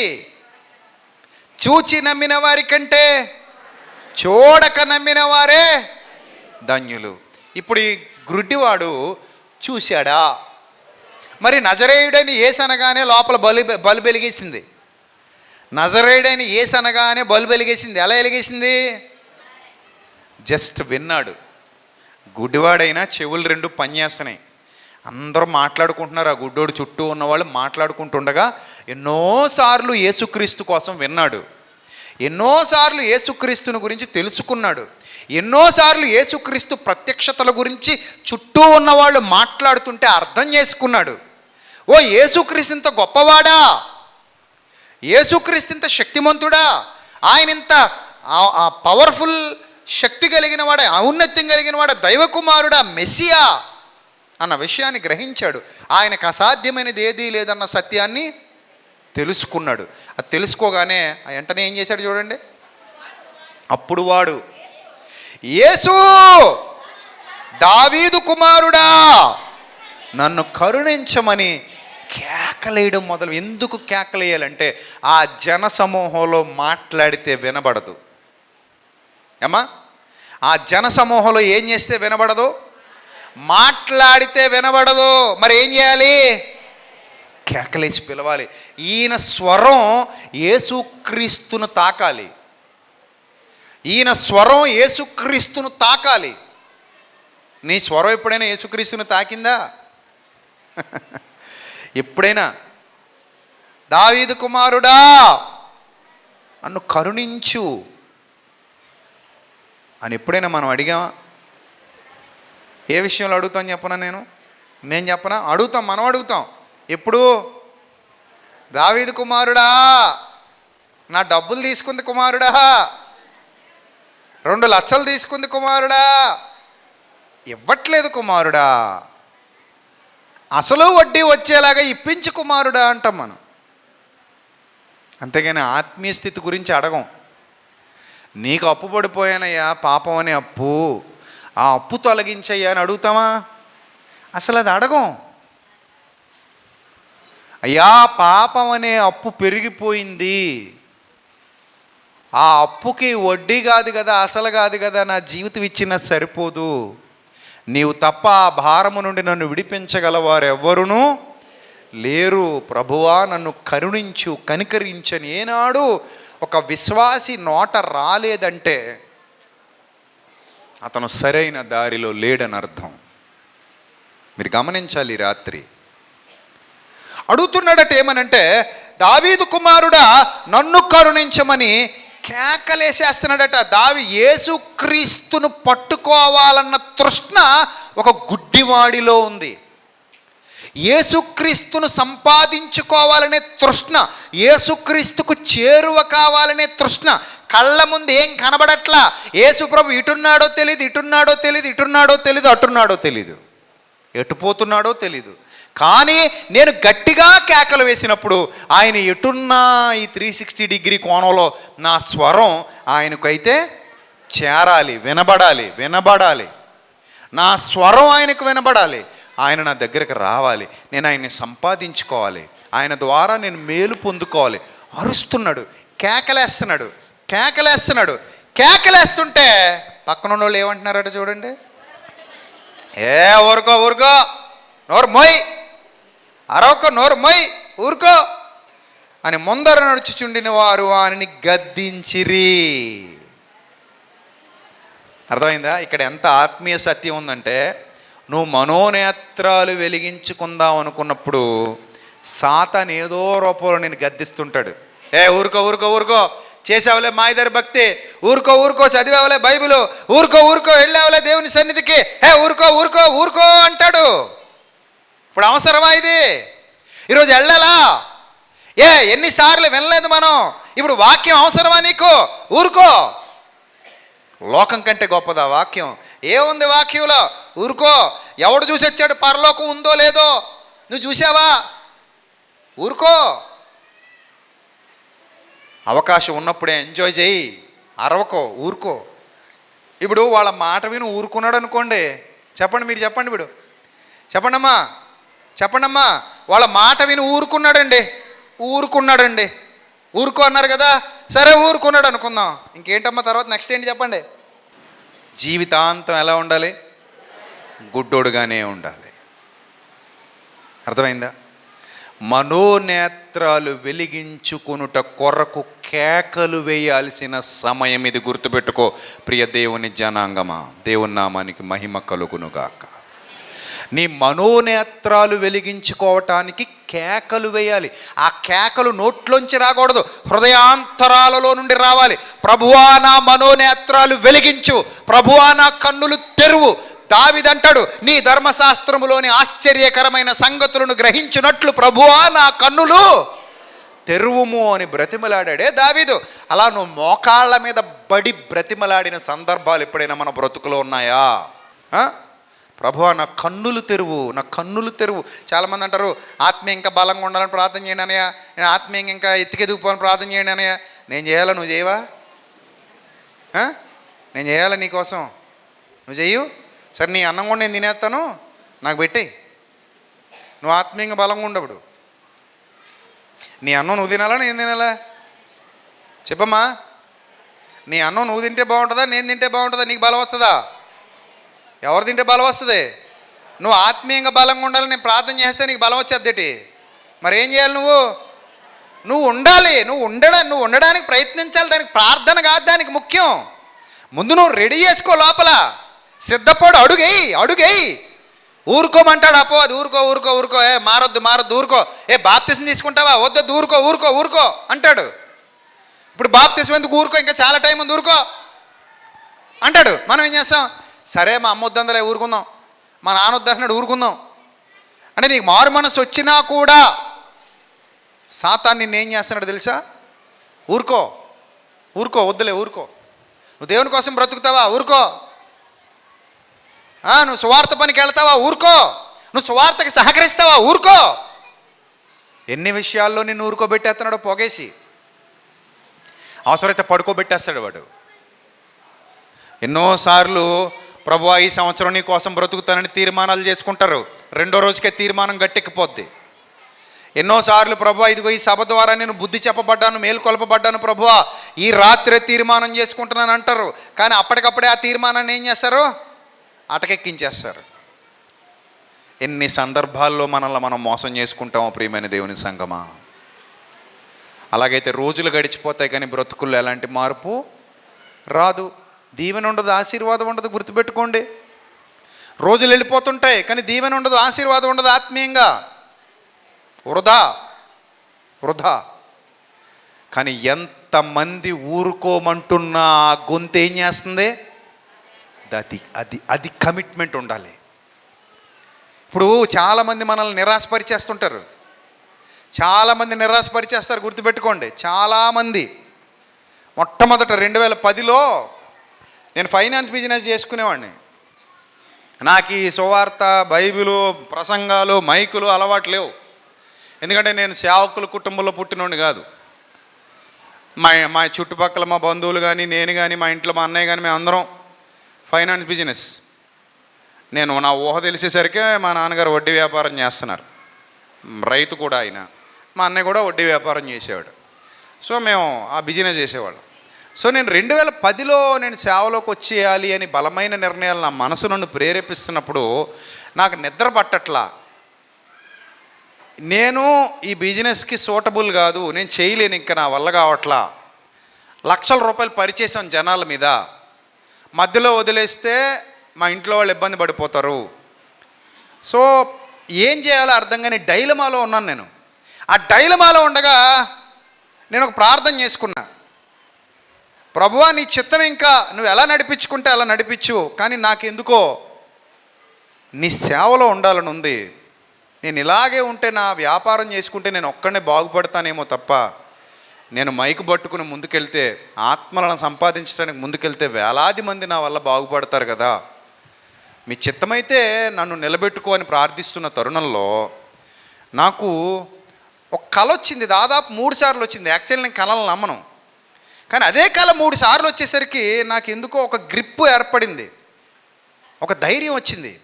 ఒక నెరలు విడిచిన నేల మీద నేను నడుచుకుంటూ వెళ్ళిపోతున్నాను, నా వెనక పచ్చటి మొక్కలు మొలుస్తూ వస్తున్నాయి. ఒక నెరలు విడిచిన నేల మీద నేను నడుచుకుంటూ వెళ్ళిపోతున్నాను, నా వెనక పచ్చటి మొక్కలు పైరు మొలుస్తూ వస్తుంది. నా వెనక భాగం అంతా ఎండిపోయి ఉంది. నేను నడవడం మొదలుపెట్టిన తర్వాత నా ముందు భాగం అంతా ఎండిపోయింది. నేను నడవడం మొదలుపెట్టిన తర్వాత నా వెనక భాగం అంతా పచ్చగా మారడం కనబడుతుంది. అలా దాదాపు నేను 3 సార్లు ఆ కళ నాకు రావడం నేను గమనించాను. అంటే ఒకే కళ 3 సార్లు 2 సార్లు ఎందుకు వచ్చింది అంటే, దేవుడు నన్ను ప్రోత్సహిస్తున్నాడు అన్నమాట. నేను వెళ్ళాలి ముందుకి, ఇది నాకు ఒక సైన్ లాంటిది అన్నమాట అని నాకు అప్పుడు అనిపించలా. కానీ తర్వాత నాకు అర్థమైంది.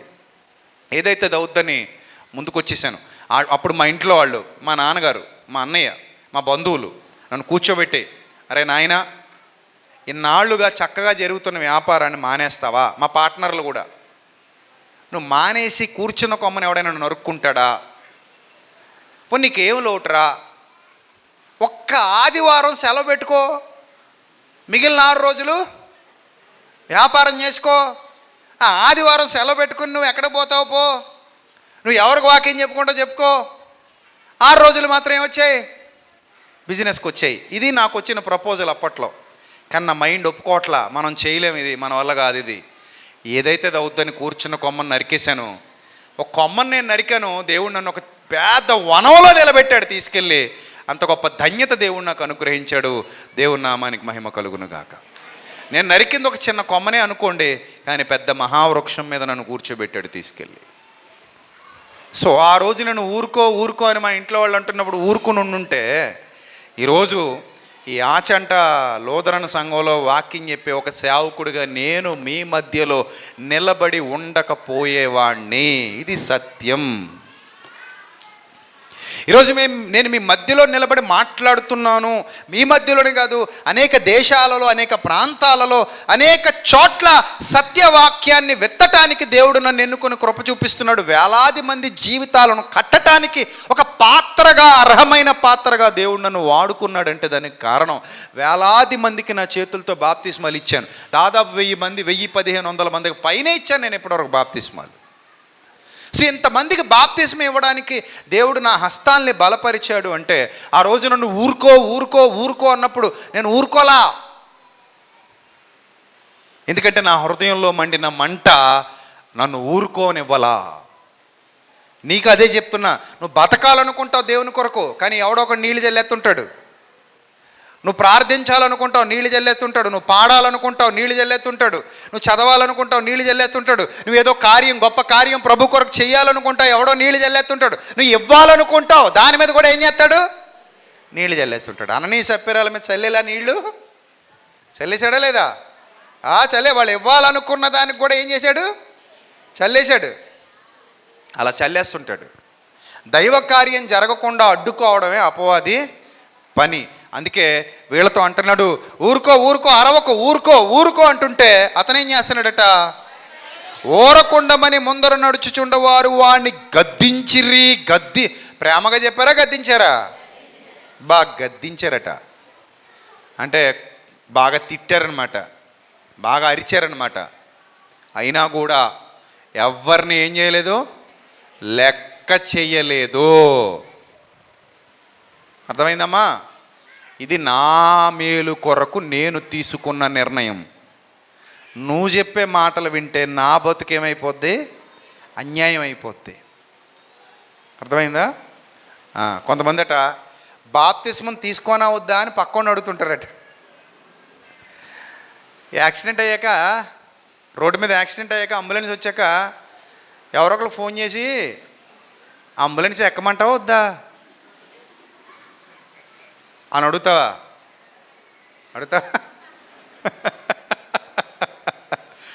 అడుగుతావా? అడగవు కదా. ఎందుకు అడగవు? అక్కడ పక్కోడి నిర్ణయాలతో పని లేదు, అంత టైం కూడా లేదు. ఏం చేయాలి ఇప్పుడు? చచ్చినట్టు ఎక్కియాలి.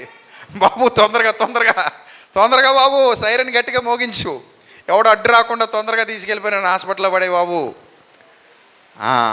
రక్షణ అంతకంటే ఇంపార్టెంట్. ఎవరిని అడగక్కర్లా. నువ్వు మారు మనసు పొందితే అర్ధరాత్రి కూడా నువ్వు బాప్తిస్మం తీసుకోవచ్చు. జైలు అధికారికి ఎప్పుడు ఇచ్చాడండి బాప్తిస్మం? ఎప్పుడండి? రాత్రిపూటనే ముహూర్తాలను చూశాడా? మంగళవారం మధ్యాహ్నం 3:45 సుముహూర్తమందు నీకు బాప్తిస్మం ఇచ్చేదను అన్నాడా? మరి ఏమన్నాడు? అర్ధరాత్రి అయినా అపరాత్రి అయినా బాబయ్య పోదాం పదా, ఇదిగో నీళ్లు నాకు బాప్తిస్మం ఇచ్చేటకు ఆటంకం ఏమంటాడు. అలాగనమాట ఒక చోట. సో అంత తొందరగా నిర్ణయాలు తీసుకోవాలి. నువ్వు వాయిదాలు వేయకూడదు. నువ్వు మంచి పని చేసేటప్పుడు మళ్ళీ ఎవరినో అడగడం ఏంటి, మంచి పని చేయడానికి మళ్ళీ ఎవరినో వాయిదాలు అడగడం ఏంటండి. చాలామంది క్రైస్తవులు చూడండి, December 31st వచ్చేసరికి సెట్ అయిపోదాం అనుకుంటారు. అప్పుడేమన్నా ముహూర్తమా?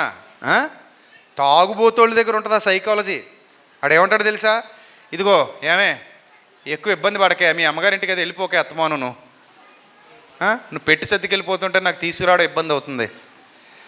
ఈ December 31 దాకా ఓపికట్టు, అప్పుడు మానేయకపోతే నీ చెప్పు తీసి కొట్టంటాడు. నువ్వు 100 చెప్పులు రెడీ పెట్టుకున్నాడు మాండు. అర్థమైందా? ఆ December 31st అన్నది ఉత్తిదే అబద్ధం. అప్పుడు దాకా అలాగ అంటాడు, మళ్ళీ ఆ తర్వాత మళ్ళీ అంటాడు, ఇదిగో వచ్చి December 31st మానేస్తానే బాబు అంటే వాడు మారడు. అంతే. నిజంగా మానాలనుకుంటే డేట్లు అవసరం అండి. నిజంగా మానాలి. నా భార్య నాకు ఇంపార్టెంట్, నా పిల్లలు నాకు ఇంపార్టెంట్, నేను చచ్చిపోతే వాళ్ళు అనాథలు అయిపోతారు, ఈ డబ్బులన్నీ హాస్పిటల్కి పోయాలి, తగలేయాలి, ఎందుకు దీనివల్ల నాకు ఉపయోగం ఏముంది, పేకల దాకా తాగిన ఆరోగ్యాన్ని పాడు చేసుకోవడం తప్ప దీనివల్ల నాకు రూపాయి ప్రయోజనం లేదు, మానేయాలనుకుంటే ఈరోజే మానేస్తారండి. December 31 ఎందుకు మళ్ళీ మనకి ముహూర్తాలు ఎందుకు? మంచి పని ఇప్పుడే చేయాలట, చెడ్డ పని వాయిదాలు వేయాలట. కానీ మనం ఏం చేస్తాం? చెడ్డ పనులు ఇప్పుడే చేస్తాం, మంచి పనులు ఏం చేస్తాం? వాయిదాలు వేస్తాం. అది దిక్మల సైకాలజీ. సో నీతి కార్యం చేయటానికి ఎవడు ఊరుకోమని చెప్పినా ఊరుకోవాల్సిన పని లేదు. సో అంతమంది ఊరుకోమన్నా కూడా ఎవరి మాట వినకుండా మరీ ఎక్కువగా సౌండ్ పెంచాడట. అరే మీరు గద్దిస్తే గద్దించుకోండి, కొడితే కొట్టుకోండి, తిడితే తిట్టుకోండి, నేను నా రక్షణను పోగొట్టుకోలేను, పోతే మళ్ళీ నా రక్షణ నా దగ్గరికి రాదు. అసలే గుడ్డోడిని, ఆయన దగ్గరికి నేను వెళ్ళాలంటే వెళ్ళలేను. వచ్చిన అవకాశాన్ని పోగొట్టుకునేంత మూర్ఖుణ్ణైతే నేను కాను. ఒక గుడ్డోడుకున్న జ్ఞానం కూడా ఈ రోజున తెలివైనోడిని అనుకుంటున్న క్రైస్తవుడికి లేకపోతే, లేదా ఒక విశ్వాసికి లేకపోతే, ఒక సువార్త విన్నవాడికి లేకపోతే ఏమనుకోవాలి చెప్పండి ప్రియమైన దేవుని సంగమా? చెప్పండి. వచ్చిన అవకాశాన్ని పోగొట్టుకునేంత మూర్ఖుణ్ణైతే నేను కాను అని ఇంకా సౌండ్ ఏం చేశాడు? పెంచుతున్నాడు. మీరు పెంచకండి. సౌండ్ ఏం చేశాడట? ఇంకా పెంచేస్తున్నాడు. ఇంకా మరీ ఎక్కువగా ఏం చేశాడట? కేకలు వేసెను, దావీదు కుమారుడా నన్ను కరుణించమని కేకలు వేసాను, మరీ ఎక్కువగా కేకలు వేసాను. అంతటా సౌండ్ ఎక్కడ దాకా వెళ్ళిపోయింది? అది సౌండ్ యేసుప్రభు చెవుల్లోకి వెళ్ళిపోవాలి. సౌండ్ ఎక్కడికి వెళ్ళిపోవాలి?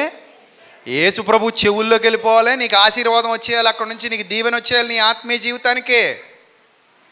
అలా ఉండాలి నీ హృదయం నుంచి వచ్చే ధ్వని, నీ హృదయ స్పందన, నీ మనోస్పందన అక్కడికి వెళ్ళి తాకాలి.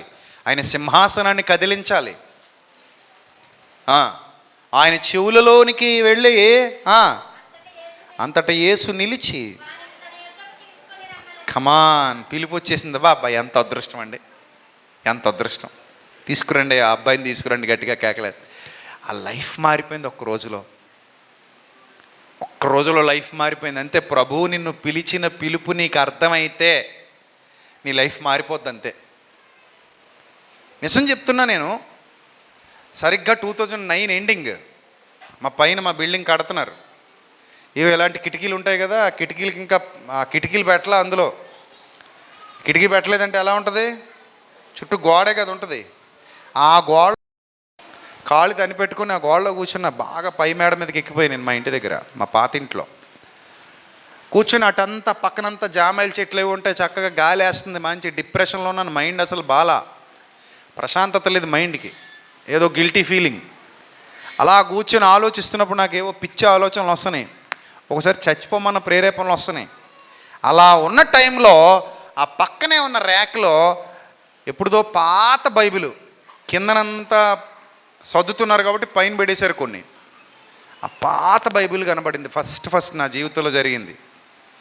అప్పుడు అది వరకు చాలాసార్లు మా అమ్మ పోరు పెడుతుంటే ఒక కీర్తన చదివి పక్కన పెట్టేవాడిని. అప్పుడు నా మైండ్కి మనస్ఫూర్తిగా అనిపించింది బైబిల్ చదవాలని. సరే చదువుదామని చెప్పి తీసా. అలా మొదలైంది ఈ స్పిరిచువల్ జర్నీ. అలా 2009 ఎండింగ్లో మొదలైన జర్నీ ఇదిగో 2023 వచ్చాం. ఎక్కడికో పోయింది, సముద్రం అంత అయిపోయింది, మహాసముద్రం అంత అయిపోయింది. అసలు నేను ఆ రోజు నాకు తెలియదు ఆ బైబిలే నేను ఇలా మీలాంటి వాళ్ళందరికీ బోధించబోతున్నానని. నిజానికి నాకు నిజంగా తెలియదు. ఆ రోజు నాకు నిజంగా తెలియదు. ఆ బైబిల్ నేను తీయబోతున్నాను, చదవడం మొదలు పెట్టబోతున్నాను. ఈరోజు ఇన్ని వేల మందికి నా ద్వారా బైబిల్ బోధించబడే స్థాయికి ఎదగబోతున్నాను. దేవుడు నన్ను అలా ఎన్నుకోబోతున్నాడన్న సంగతి నిజంగా ఆ రోజు నాకు తెలియదు. దేవుని ఎదుట మీకు సాక్ష్యం ఇస్తున్నాను. అది దేవుని చిత్తం. ఒక్కసారి నువ్వు నా యొద్దకు వచ్చి వారిని నేను ఎంత మాత్రము త్రోసివేయను. నిర్ణయం వెంటనే తీసుకోవాలి, అరవాలి. ఆ రోజు అరిస్తేనే యేసుక్రీస్తు ప్రభు వారికి వినబడుతుంది. వినబడితేనే రా తీసుకురండి అంటాడు. నా యొద్దకు వచ్చి వారిని నేను ఎంత మాత్రము త్రోసివేయను. రా రా రా నాన్న, తీసుకురండి అంతే. వెళ్ళారట, తీసుకొచ్చారట. యేసు నిలిచి వారిని తన యొద్దకు తీసుకొని రమ్మనను. వాడు దగ్గరకు వచ్చినప్పుడు ఆయన అడిగాడట, అరే నాన్న చెప్పు, నేను నీకేమి చేయగోరుచున్నావని అడుగగా, ప్రభువా నాకు ఈ దేశపు యువరానితో పెళ్ళి కావాలి ప్రభువా, చేసే ప్రభువా అన్నాడు అనుకోండి. మీరేమంటారు చెప్పండి? పక్కనుంటే చెప్పండి, మీరేమంటారు? పక్కనుంటే డెప్ మీద కొట్టి, ఎరా నీకు ఈ దేశపు ఎవరంతా పెళ్ళి కావాలా, ఇంకేం వద్దటరా నీకు అని అంటారనరా? అంటే మీకు ఏమనిపిస్తుంది? ఒకవేళ అలాగే అడిగాడని రాయబడి ఉందనుకోండి, ఇక్కడ లేదు ఉందనుకోండి, కాసేపు మీరు గుడ్డివాడిని అబ్బా తెలివైనోడు అంటారా, తెలివి తక్కువడు అంటారా? చెప్పండి కదా. పోనీ ఇంకోటి ఏమడిగితే బాగుంటుంది? ఈరోజు చాలామంది అలాగే నడిపిస్తున్నారు దేవుని దగ్గరికి. నాకు కొన్ని సందర్భాల్లో కొంతమంది చేసే ప్రకటనలు నచ్చవు. ఏమని చెప్తారు తెలుసా? సువార్త ప్రకటన అని పెడతారు, సందేశం పేరు సువార్త సభలు అని పెడతారు. ఆ సభలను బట్టి ఇన్విటేషన్ ఏమని చెప్తారో తెలుసా? అప్పుల బాధలా అంటాడు. ఇదేంటిది సువార్త సభ అన్నావు? నువ్వు ఏమని పెట్టావు టైటిల్? సువార్త సభలనే కదా పెట్టావు. సువార్తలో అప్పుల గొడవ ఎక్కడుంది? సువార్తలో అసలు గొడవ ఏ గొడవ ఉంది? అసలు గొడవ పాపము నుండి విడుదల, ప్రయాసపడి పాప భారము మోసుకొనిచున్న సమస్త జనులారా, అది కదా అసలైన అప్పు, ఆత్మీయ అప్పు. అది ఆ అప్పు ఉంటే పరలోకానికి వెళ్ళలేవు, అది తీరాలి ముందు. అది పక్కనెట్టేశాడు. మరి ఏమంటాడు? లోక సంబంధమైన మామూలు అప్పులు అవి ఎదరో తీర్చుకుంటాం, అదేం పెద్ద పెద్ద విషయం కాదు, ఎదరో తీర్చుకుంటాం. ఒకవేళ తీర్చకుండా చచ్చిపోయినా మనల్ని ఎవడో అడగడు ఇంకా. కానీ పాపం అనే అప్పు అయితే అడుగుతాడు కదా మరి. కానీ సువార్త సభను పెట్టి విదేశాలకు వెళ్ళలేకపోతున్నారా? ఒక దౌర్భాగ్యుడే. నువ్వేనా బ్రోకర్ కంపెనీ పెట్టుకున్నావా? సేవకుడివా? విదేశాలకు వెళ్ళలేకపోతున్నారా? ఇవా సువార్తలు అవి లేవు. మనం ఆయన నీతిని, ఆయన రాజ్యాన్ని మొదట వెతికితే అవన్నీ ఆయన ఇచ్చుకుంటాడు. మళ్ళీ మనం స్పెషల్గా అడగక్కర్లా. మొదట ఆయన నీతిని, ఆయన రాజ్యాన్ని వెతకండి, అప్పుడు అవన్నీ మీకు అనుగ్రహింపబడి. మొదటేది అవా నీత? మొదట అవా నీత కదా? నీతి అని పేరు పెట్టి అవి అడగమంటారేంటి మరి? పేరేమో నీతి పేరు పెట్టారు, కానీ అడగమంటాం ఏంటి అవి? కానీ ప్రభు ఏమన్నాడు? ముందు నీతిని వెతకండి, అవన్నీ మీకు ఆటోమేటిక్గా మీకు ఏది అవసరమో అవి మీ దగ్గరకు వస్తాయి. వాటి గురించి పెద్ద ఆలోచించకండి. అసలైంది ఇదే. అసలైంది దేవుని నీతి, దేవుని రాజ్యం. నువ్వు ఎప్పుడైతే దేవుని నీతి, దేవుని రాజ్యాన్ని అడుగుతావో, వాటి కోసం వెతుకుతావో, ఇవి చిన్న చిన్నవి ప్రభువే చూసుకుంటాడు. ఇప్పుడు ఆ రోజు నేను చేసే బిజినెస్ మానేశానండి. నేను ఏమైనా అడుక్కు తింటున్నానా? ఇప్పుడు ప్రభువు నన్ను పోషించట్లా? పోషిస్తున్నాడా లేదా? ఆకాశ పక్షుల్ని చూడండి అన్నాడా? మన ప్రభు మనల్ని విడువడు, ఎడబాయడు కదా. ఆ ధైర్యం మన దగ్గర ఉన్నప్పుడు నువ్వు విశ్వాసిగా ఉండాలి. వెతకమన్నవి వెతకాలి అంతే తప్ప సువార్తకు మళ్ళీ కొత్త అర్థాలు చెప్పకూడదు. సువార్త భాష్యాన్ని మార్చకూడదు. ఆయన ఏది బోధించమంటే అదే బోధించాలి. పాపులను రక్షించుటకు క్రీస్తు యేసు లోకానికి వచ్చాను. అంతేనా? నిన్ను విదేశాలకు పంపించడానికి వచ్చాడా? ఎందుకు వచ్చాడమ్మా? పాపులను రక్షించడానికి. ముందు అది అడుగు. విదేశాలకాను ఆయన చిత్తమైతే వెళ్తావా, లేదంటే లేదు, అది తర్వాత విషయం. విదేశాలకు వెళ్ళిన వాళ్ళే బతుకుతున్నారా? వెళ్ళకుండా కూడా బతుకుతున్నారుగా కదా. సో బ్రతకటం ఇంపార్టెంట్ కాదమ్మా. ఏదోరా బతికేస్తాం. ప్రభు కృప ఉంటే అడవిలో కూడా అన్నం పెడతాడు. పెట్టాడా లేదా? అడవిలో అన్నం పెట్టాడా? ఆకాశం నుండి కురిపించాడట. ఆయన తలుచుకుంటే ఎంతమ్మా. ఏలియాకి అన్నం ఎవరు పట్టుకొచ్చారట? కాకులు. అసలు అన్నం పట్టుకొస్తాయటి. చిన్నపిల్లల చేతిలో బిస్కెట్లు ఎత్తిపోతాయి. అలాంటిది కాకి చేత మొక్కలు పంపాడట. మొక్కలు అసలు మొక్క అయితే అసలు పెట్టదు అది. దాని గుణమే మొక్కలు ఎత్తిపోయే గుణం. అలాంటిది కాకితో భోజనం పెట్టించాడంటే మన ప్రభు అంత గొప్పవాడు కదా. నీ విశ్వాసం ఏమైపోయింది? సో కాబట్టి ఏం అడగాలి ఇప్పుడు? వ్యర్థమైన అడగకండి. ప్రభు దగ్గరకు వచ్చినప్పుడు అసలైంది అడిగేయాలి. అతను ఏమడిగాడంటే, ప్రభువా చూపు పొందగోరుచున్నాను అన్నాడు. ఇది దేనికి సాదృశ్యం అంటే, ఈ రోజున్న ప్రతి విశ్వాసి ఆనాడు ప్రభు స్వరం విన్న అతను చూపు పొందగోరుచున్నానన్నాడు. ఈరోజు ప్రభు స్వరం వింటున్న వారు కూడా ఏమడగాలి తెలుసా? ప్రభువా చూపు పొందగోరుచున్నాను ప్రభువా. ఏ చూపు? అది కదా. అది అర్థం అవ్వాలి నీకు పాయింట్. ప్రభువా నాకు కూడా చూపే కావాలి. ఏ చూపు కావాలి? ఈ చూపు కాదు. ఇది ఈరోజు ఉంటుంది, రేపు పోద్ది. కొన్నాళ్ళకి దీని సత్తు తగ్గిపోయి, అదిగో చతువారాలు అంతే పెద్ద పెద్ద కళ్ళజోళ్ళు వేసారు వీళ్ళందరూ. కొన్నాళ్ళకి మనకబడిపోతాయి. కొన్నాళ్ళకి మనం కూడా బైబిల్ సరిగ్గా చదవలేము. కొంచెం దూరంగా ఉన్న వాళ్ళకి కొంతమందికి కనబడవు, దగ్గరకు ఉన్నవి కొంతమందికి కనబడవు. కొంతమందికి లాంగ్ సైటు, కొంతమందికి షార్ట్ సైటును. అలాగే ఏదో రోజు మనకు వస్తుంది సైటు. వయసు పెరుగుతున్న కొలది మరి బండి బోరుకు వస్తుంది కదా. బండి బోరుకు వస్తుంది కదా. అప్పుడు ఏమవుద్ది? బోరు చేయించాలి. రిపేర్లు వస్తుంటాయి. కంటికి వస్తాయి రిపేర్లు, కాళ్ళకి వస్తాయి. కొంతమంది మొన్న 65 ఏళ్ళు 70 ఏళ్ళు ఉంటే ఒక మామగారికి దగ్గరికి వచ్చింది. పాస్టర్ గారు ప్రార్థన చేయండి అంది. అమ్మా అన్నాను. మోకాళ్ళు నొప్పులండి అంది. నీ వయసు ఎంత అమ్మా అన్నాను. 70 ఏళ్ళు అండి. 70 ఏళ్ళకి మోకాళ్ళ నొప్పులు రాకపోతే ఏమొస్తాయమ్మా? 70 ఏళ్ల పాటు ఈ యంత్రాన్ని ఏం చేసావు? వాడేసి అరగదీసి పడేసావు. ఇంక బోరుకు వచ్చింది బండి. అధిక బలం ఉన్న ఏడలా 80, ఇంకా 70 అంటే నువ్వు డెడ్ లైన్కి వచ్చావు. ఎప్పుడెప్పుడా గంట కొడతా.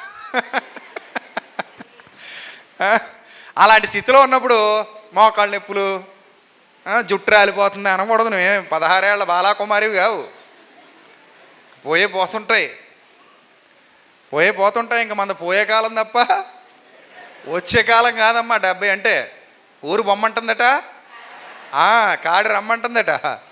అప్పుడు వచ్చి మోకాళ్ళ నొప్పులండి, జిగురు అరిగిపోయిందండి, లేకపోతే తల ఊడిపోతుందండి, జడ ఎంత పొడుగుండేదండి ఇది వరకు, ఇప్పుడు ఎంత అయిపోయిందండి అలా అనకూడదమ్మా. కాలానుగుణంగా శరీరంలో ఏమవుతాయి, కొన్ని మార్పులు ఇంకా అలా వస్తుంటాయి. మరి 70 ఏళ్ళు అంటే చాలా మార్పులు వస్తాయి.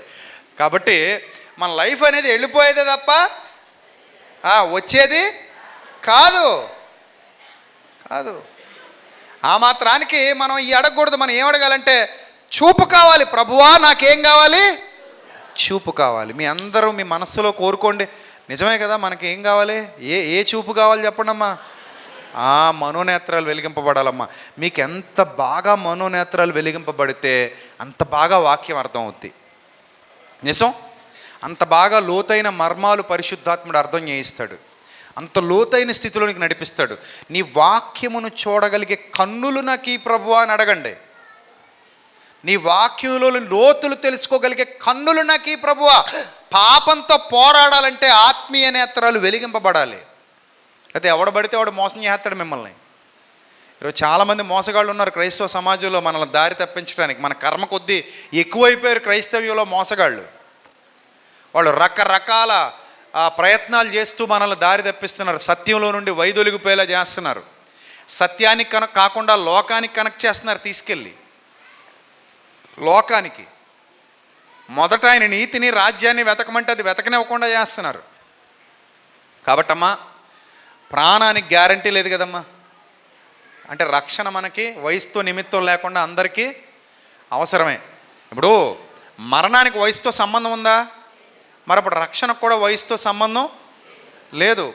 అంటే ఊహ తెలిసిన తర్వాత, ఒక ఏజ్ వచ్చిన తర్వాత, అంటే ఒక యుక్త వయసు వచ్చిన తర్వాత, టీనేజ్కి వచ్చిన తర్వాత, యువత మొదలుకొని చిన్నపిల్లలకైతే ఏం పర్లేదు, వాళ్ళకి ఇంకా ఏం తెలియదు కాబట్టి చిన్నపిల్లలను పక్కన పెట్టేస్తే, యువత ఖచ్చితంగా సత్యమును అనుసరించి నడుచుకుని వారై ఉండాలి. అందుకే యవ్వన కాలమున కాడి మోయుట నరునికి మేలు అన్నాడు. ఎప్పుడమ్మా కాడి ఎప్పుడు మోయాలి?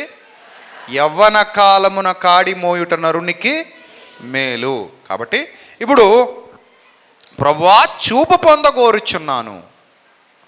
ఆ రోజు అతను అడిగాడు, ఈరోజు మనం అడుగుతాం. ఆల్రెడీ ఒకవేళ మీరు మనోనేత్రాలు వెలిగింపబడిన వారైతే మీకు ఏ ఇబ్బంది లేదు. ఆ రూట్ మ్యాప్ పట్టుకొని మీరు నేరుగా ఎక్కడికి వెళ్ళిపోతారు? పరలోకానికి వెళ్ళిపోతారు. ఆ రూట్ మ్యాప్ మీకు అర్థం అవుద్ది. మీకు కళ్ళు తెరవబడితే మీకు అర్థమైపోద్ది.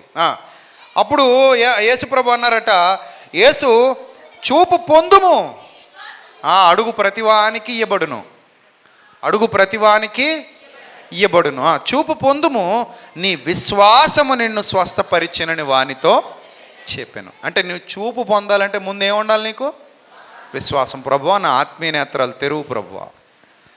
నీ గ్రంథములోని సత్యమును తెలుసుకున్నట్లుగా నా ఆత్మీయ నేత్రాలు వెలిగించు. సత్యమేదో అసత్యమేదో తెలుసుకోగలిగే జ్ఞానమి, సత్యమైన బోధ ఏదో అసత్యమైన బోధ ఏదో తెలుసుకోగలిగే జ్ఞానమి, బైబిల్ని అర్థం చేసుకోగలిగే జ్ఞానమి ప్రభువా. అలాంటి బోధలోనికి నన్ను నడిపించు ప్రభువా. ఆ జ్ఞానం నాకు ఈ ప్రభువా అని అడగండి. ఇప్పుడు నేనున్నానా? నన్ను ఎవరు బైబిల్ పట్టుకుని మోసం చేయలేరు. ఎందుకు నన్ను ఎవరు బైబిల్ పట్టుకు మోసం చేయలేరంటే, బైబిల్లో ప్రభు కృప వల్ల, ప్రభు దయ వల్ల నేను చాలా లోతుగా అధ్యయనం చేశాను, చేస్తూనే ఉంటాను. సో నా బ్రతుకంతా బైబిల్తో నిండిపోయింది. కాబట్టి బైబిల్ నా దగ్గర పట్టుకొచ్చి నన్నంత సునాయాసంగా సులువుగా మోసం చేయగలిగే క్యాపబిలిటీ ఎవరికి లేదు. నేను అంత ఈజీగా వాళ్ళ మాయలకి మోసాలకి పడిపోయేవాడిని కాదు నేను. అర్థమైందా? కానీ మీలో చాలామంది నన్ను మోసం చేయొచ్చు, మాయ చేయొచ్చు. మొన్న ఎవరో ఒక ఆయన ఒకళ్ళ ఇంటికి వెళ్ళాడట. అమ్మ మీ బంగారం అంతా తెచ్చి బయటండి ప్రార్థన చేయమన్నాడు దేవుడు అన్నాడట. ఎందుకండి అంటే దీన్ని దేవుడు వృద్ధి పొందించాలనుకుంటున్నాడు. తీసుకురండి అమ్మ అంటే ఎరుబాగులోళ్ళు కదా, తీసుకొచ్చి పెడితే అంతే, అక్కడ ప్రార్థన, ఈ బంగారం మొత్తం ముందు చల్లి మొత్తం పట్టుకెళ్ళాడు. అలా నమ్మించడానికి 5-6 వారాలుగా వచ్చాడట. అలాగా ఒకేసారి వస్తే ఇచ్చేస్తారట మీరు, ఇవ్వరు కదా. అందుకని ఎన్ని వారాలు? 5-6 వారాలు ప్లాన్ వేసి ఓపిక పట్టి ఓర్చుకొని వాళ్ళ దగ్గర నమ్మకం గెలుచుకొని చక్కగా వేసాడట. అప్పుడు మనం ఏం చేయాలి? నాలాడోడి దగ్గరికి వచ్చాడు అనుకో, బాబు మీ ఇంట్లోని బంగారం అంతా తెచ్చి బయట పెట్టి బాబు ప్రభు ప్రార్థన చేయమన్నాడు అన్నాడు అనుకో, ప్రభు నాకు చెప్పాక తెత్తాలనే అంటాను నేను. మరి అంతే కదా. కొర్నేల్ని పేతురుని రప్పించుకోమని కొర్నేలికి చెప్పాడా? వెళ్ళమని పేతురికి చెప్పాడా లేదా? ఓన్లీ కొర్నేలికి చెప్పి పేతురికి చెప్పలేదు అనుకోండి, పేతురు వెళ్తాడా? వెళ్ళడు కదా.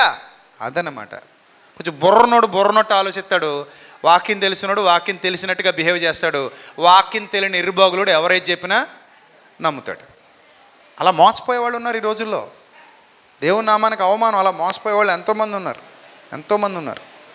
సరే, వెంటనే వాడు చూపు పొంది దేవుని మహిమపరచుచు, అది అందరూ అండర్లైన్ చేసుకోండి, ఆయనను వెంబడించెను. తన దారిని తాను వెళ్ళిపోయాడా, ఆయన వెంబడించాడా? అది కదా. నువ్వు చూపు పొందిన తర్వాత ఆయన వెంబడిస్తావు. అప్పుడు నీకు అర్థం అవుద్ది యేసు అంటే ఎవరో. నీ మనోనేత్రాలు వెలిగింపబడితేనే సువార్త ప్రకాశం నీకు అర్థం అవుద్ది. లేదంటే ఈ యుగ సంబంధమైన దేవత అవిశ్వాసులైన వారి మనోనేత్రాలకు ఏం కలిగజేసింది? గుడితనం కలిగజేసింది. యేసు అంటే ఎవరో అర్థం కాదు. అందుకే ఈరోజు చాలామంది యేసుక్రీస్తుని తిడుతుంటారు. నా వీడియోల కింద కామెంట్లోకి వచ్చి కూడా తిడతారు కొంతమంది మూర్ఖులు. బాధ వేస్తుంది. ఇంక నేను ఏమంటాను, వాళ్ళని మూర్ఖులను వదిలేస్తాను అంతే. మరియమ్మని తిడతారు, యేసు ప్రభుని తిడతారు, పచ్చి బూతులు తిడతారు. అసలు యేసుక్రీస్తుని తిడుతున్నాడంటే వాడు ఎంత నీచుడై ఉండాలంటే, ఎందుకంటే యేసు ప్రభు తన జీవితంలో ఎవరికి ఏ కీడు చేసినవాడు కాడు. ఆయన మచ్చలేని మనిషి.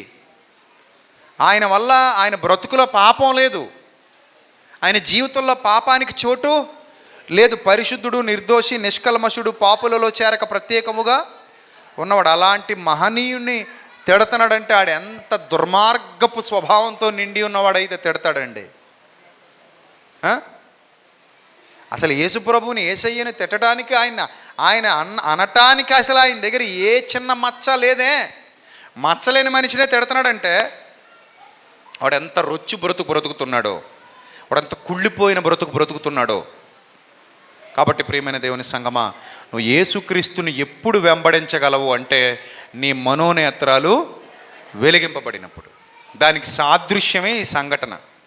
అక్కడ భౌతికంగా జరిగింది. ఇప్పుడు మనం దీన్ని ఎలా అర్థం చేసుకుంటున్నాం? ఈ తరంలో ఆత్మీయంగా అర్థం చేసుకుంటున్నాం. అతను యేసయ్యను వెంబడించాడు అంటే అతడు చూపు పొందాడు. ఇప్పుడు మనం కూడా యేసుక్రీస్తును వెంబడించాలి అంటే ఏం వెలిగింపబడాలి? చెప్పాలి, ఏం వెలిగింపబడాలి? మనోనేత్రాలు వెలిగింపబడితేనే నేను దేవుని కోసం బతకగలను, నువ్వు దేవుని కోసం బతకగలవు.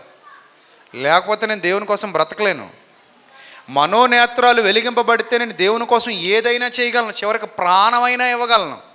స్టెఫను రాళ్లతో కొట్టి చంపబడిన, అనేక మంది అపోస్తలు తలక్రిందులుగా సిలువ వేయబడిన, అనేక మంది రంపాలతో కోయబడిన, అనేక మంది తమ ప్రాణాలను తృణప్రాయంగా ప్రభు కొరకు అర్పించిన, అనేక మంది శిరస్సులను తెగనరికించుకున్న, అనేక మంది చెరసాలలో బందీలైన, బాధలను పంటి బిగువున భరించిన, వీటన్నిటికీ కారణం ఒక్కటే, యేసుక్రీస్తును వాళ్ళు వెంబడిస్తున్నారు. అందుకే ఆయన పొందిన దెబ్బలలో కొదువైన వాటిని నేను నా శరీరమందు తీర్చుతున్నాను, కొదువైన వాటిని నా శరీరమందు భరిస్తున్నాను, నేను పూర్తి చేస్తున్నాను అంటాడు భక్తుడు. అక్కడ అలాంటి స్థిరమైన విశ్వాస జీవితం నీలో నాలో రావాలంటే నువ్వు ఈ మ్యాప్ పట్టుకుని నిత్య జీవానికి వెళ్ళాలంటే, ఈ మ్యాప్ పట్టుకుని నిత్య జీవానికి వెళ్ళాలంటే నీ మనోనేత్రాలు ఏమవ్వాలమ్మా? వెలిగింపబడాలి. అది రాత్రి ప్రయత్నించు. మరి ఈ రాత్రి ఇంత గొప్ప సత్యవాక్యం ద్వారా ప్రభు నీతో మాట్లాడాడు. ప్రయత్నించు. నీ మనోనేత్రాలు తెరవబడితే ప్రతి మాట నీకు అర్థం అవుద్ది. వాక్యం కోసం పరితపించిపోతావు. ఇక మిగిలిన ఏ దుర్బోధ వినబుద్ధి కాదు. సత్యం తప్ప ఇంకోటి వినడానికి చెవినివ్వం అంతే. ఒకవేళ ఎక్కడైనా దుర్బోధ వినబడుతున్నా వద్దు అంటాం. అర్థమైందా? సత్యమే మాకు శిరోధార్యం. నీ సత్యమే, నీ వాక్యమే సత్యము. మనము సత్యమునకు స్తంభాలుగా ఉండాలన్నది దేవుని కోరిక. అందుకే ప్రభు అన్నాడు, సత్యము మిమ్మును స్వతంత్రులనుగా చేయును అన్నాడు. కాబట్టి ప్రియమైన దేవుని సంగమా, ఇలాంటి విలువైన వాక్యం మనకి ఎప్పుడు కావాలంటే అప్పుడు దొరకదు. దేవుని మాట తీయని జీవపు ఓట. ఆ జీవపు ఓట మన హృదయంలో పుడితే మనం చాలా ఆశీర్వదింపబడిన వారము, దీవించబడిన వారము. కాబట్టి సత్యమునకు చెవినివ్వండి, దేవుని కొరకు ఉన్నతంగా బ్రతకండి, ఆయన ఇష్టాన్ని నెరవేర్చే గుంపులో ఉండండి. మీ మనోనేత్రాలు వెలిగించుకోండి. గొప్ప దీవెన ఆశీర్వాదాలు ప్రభు మీ మీద కుమ్మరిస్తాడు. మీరు ఆయన వెంబడిస్తారు. ఆ తర్వాతట ఊరుకో ఊరుకో ఊరుకో అన్న వాళ్ళు ఏం చేస్తున్నారో చూడండి. ప్రజలందరూ అది చూచి, అది నిన్ను చూచి ఊరుకో అన్నోడే దేవునికి స్తోత్రం అనాలి. ఏమనాలి? దేవునికి స్తోత్రము కలుగునుగాక అనాలి. ఊరుకో ఊరుకో ఊరుకో అన్నోడు అనాలి. నన్ను ఊరుకో ఊరుకో అన్నవాళ్ళు అందరూ ఇప్పుడు అంటున్నారు దేవునికి స్తోత్రం అని. నేను అనేలా చేశాను. చాలామంది అన్నారు నన్ను ఊరుకోమని. వాళ్ళందరూ కూడా ఇప్పుడు ఏమంటున్నారు? దేవునికి స్తోత్రం, దేవునికి స్తోత్రం. నన్ను బట్టి దేవుని స్తుతిస్తున్నారు. ఆ గుడ్డివాడిని బట్టి దేవునికి స్తోత్రం చెప్పారు. ఆ గుడ్డివాడు యేసయ్యను వెంబడిస్తున్నాడు. మరి నీ బ్రతుకేంటి? రాత్రి మ్యాప్ నీకు వచ్చేసింది. మరి వెళ్ళాలా వద్దా నిత్య జీవానికి? వెళ్ళాలి. నువ్వు కూడా నిన్ను బట్టి ప్రభువుకు స్తోత్రం చెల్లించే ప్రజలు, అలాంటి గొప్ప గుంపును తయారు చేయగలిగే స్థిరమైన విశ్వాసం నీ దగ్గర ఉండాలి ప్రియమైన దేవుని సంగమా. అలాంటి బలమైన విశ్వాసిగా నువ్వు మారాలి. వింటాం ఇక్కడే వదిలిపెట్టి వెళ్ళిపోతాం అంటే అది నీకు క్షేమం కాదు. డాక్టర్ గారి దగ్గరికి వచ్చావు, మందులు ఇచ్చారు. ఇప్పుడు నీకు ఏ మందులు ఇచ్చారు? వాక్యం అనే మందులు ఇచ్చారు. నువ్వేం చేయాలి? దీన్ని మింగాలా లేకపోతే ఇక్కడే పడేసిపోవాలా ట్యాబ్లెట్లన్నీ కదా? హాస్పిటల్లో కరెక్ట్గా చేస్తున్నాం, మరి చర్చిలో కూడా అంతే. నేను డాక్టర్తో సమానం, నువ్వు రోగితో సమానం. నీకు ఇచ్చే వాక్యమే నీ మందు. ఇప్పుడు నువ్వు దాన్ని మింగితే దేవుని పొందు, మెంగనంటే దుష్టులతో నరకంలో పొందు, అంతే. కాబట్టి ప్రియమైన దేవుని సంగమా, మంచి నిర్ణయం తీసుకోండి. మీ మనోనేత్రములు వెలిగింపబడితేనే మీ జీవితం బాగుంటుంది. చివరిగా ఒక రెఫరెన్స్ చెప్పి ముగిస్తాను. ఎఫెసీ పత్రిక 1వ అధ్యాయము 15వ వచనం నుంచి చదువుదాం. ఈ హేతువు చేత ప్రభు అయిన యేసునందలి మీ విశ్వాసమును గూర్చి, పరిశుద్ధులందరి ఎడల మీరు చూపుచున్న విశ్వాసమును గూర్చి నేను వినినప్పటి నుండి మీ విషయమై మానక దేవునికి కృతజ్ఞతాస్తుతులు చెల్లిస్తున్నాను. మరియు అందరూ అండర్లైన్ చేసుకోండి మా మాట, మరియు మీ మనోనేత్రములు వెలిగింపబడినందున. ఏమైనందున? వెలిగింపబడినందున. అంటే ఆల్రెడీ ఏమైపోయాట? ఎఫెసీలకు వెలిగిపోయాయి, మనోనేత్రాలు వెలిగింపబడ్డాయి. వారి మనోనేత్రాలకు గుడ్డితనం లేదు. మరి ఏమయ్యాయి? వెలిగింపబడినందున. ఇప్పుడు ఏమర్థం అవుతాయంటే, అమ్మ గుర్తుపెట్టుకోండి, మనోనేత్రాలు వెలిగింపబడితే మనకు వచ్చే బెనిఫిట్స్ ఏంటో చెప్తున్నాడు చూడండి. ఆయన మిమ్మల్ని పిలిచిన పిలుపు, ఆ పిలుపు వల్ల ఆయన నిరీక్షణ, పరిశుద్ధుల్లో ఆయన స్వాస్థ్యం, దాని యొక్క మహిమైశ్వర్యం ఎలాంటిదో, ఆయన క్రీస్తు యేసునందు వినియోగపరిచిన బలాతిశయమును బట్టి విశ్వాసం ఉంచిన మన యందు ఆయన చూపుచున్న తన శక్తి యొక్క అపరిమితమైన మహత్యం ఎంత గొప్పదో మీరు తెలుసుకోవడానికి ఛాన్స్ ఉంటుంది. ఎప్పుడు? మనోనేత్రాలు వెలిగింపబడితే ఇవన్నీ అర్థమవుతాయి. వెలిగింపబడలేదనుకోండి, ఏం అర్థం కావు. అర్థమైందా? ఇప్పుడు మీ కళ్ళు, ఇప్పుడు మీరు సభ అయిపోయాక ఆమె అనగానే అందరు ఎక్కడికి వెళ్ళిపోతారు? ఎలా వెళ్ళిపోతారు?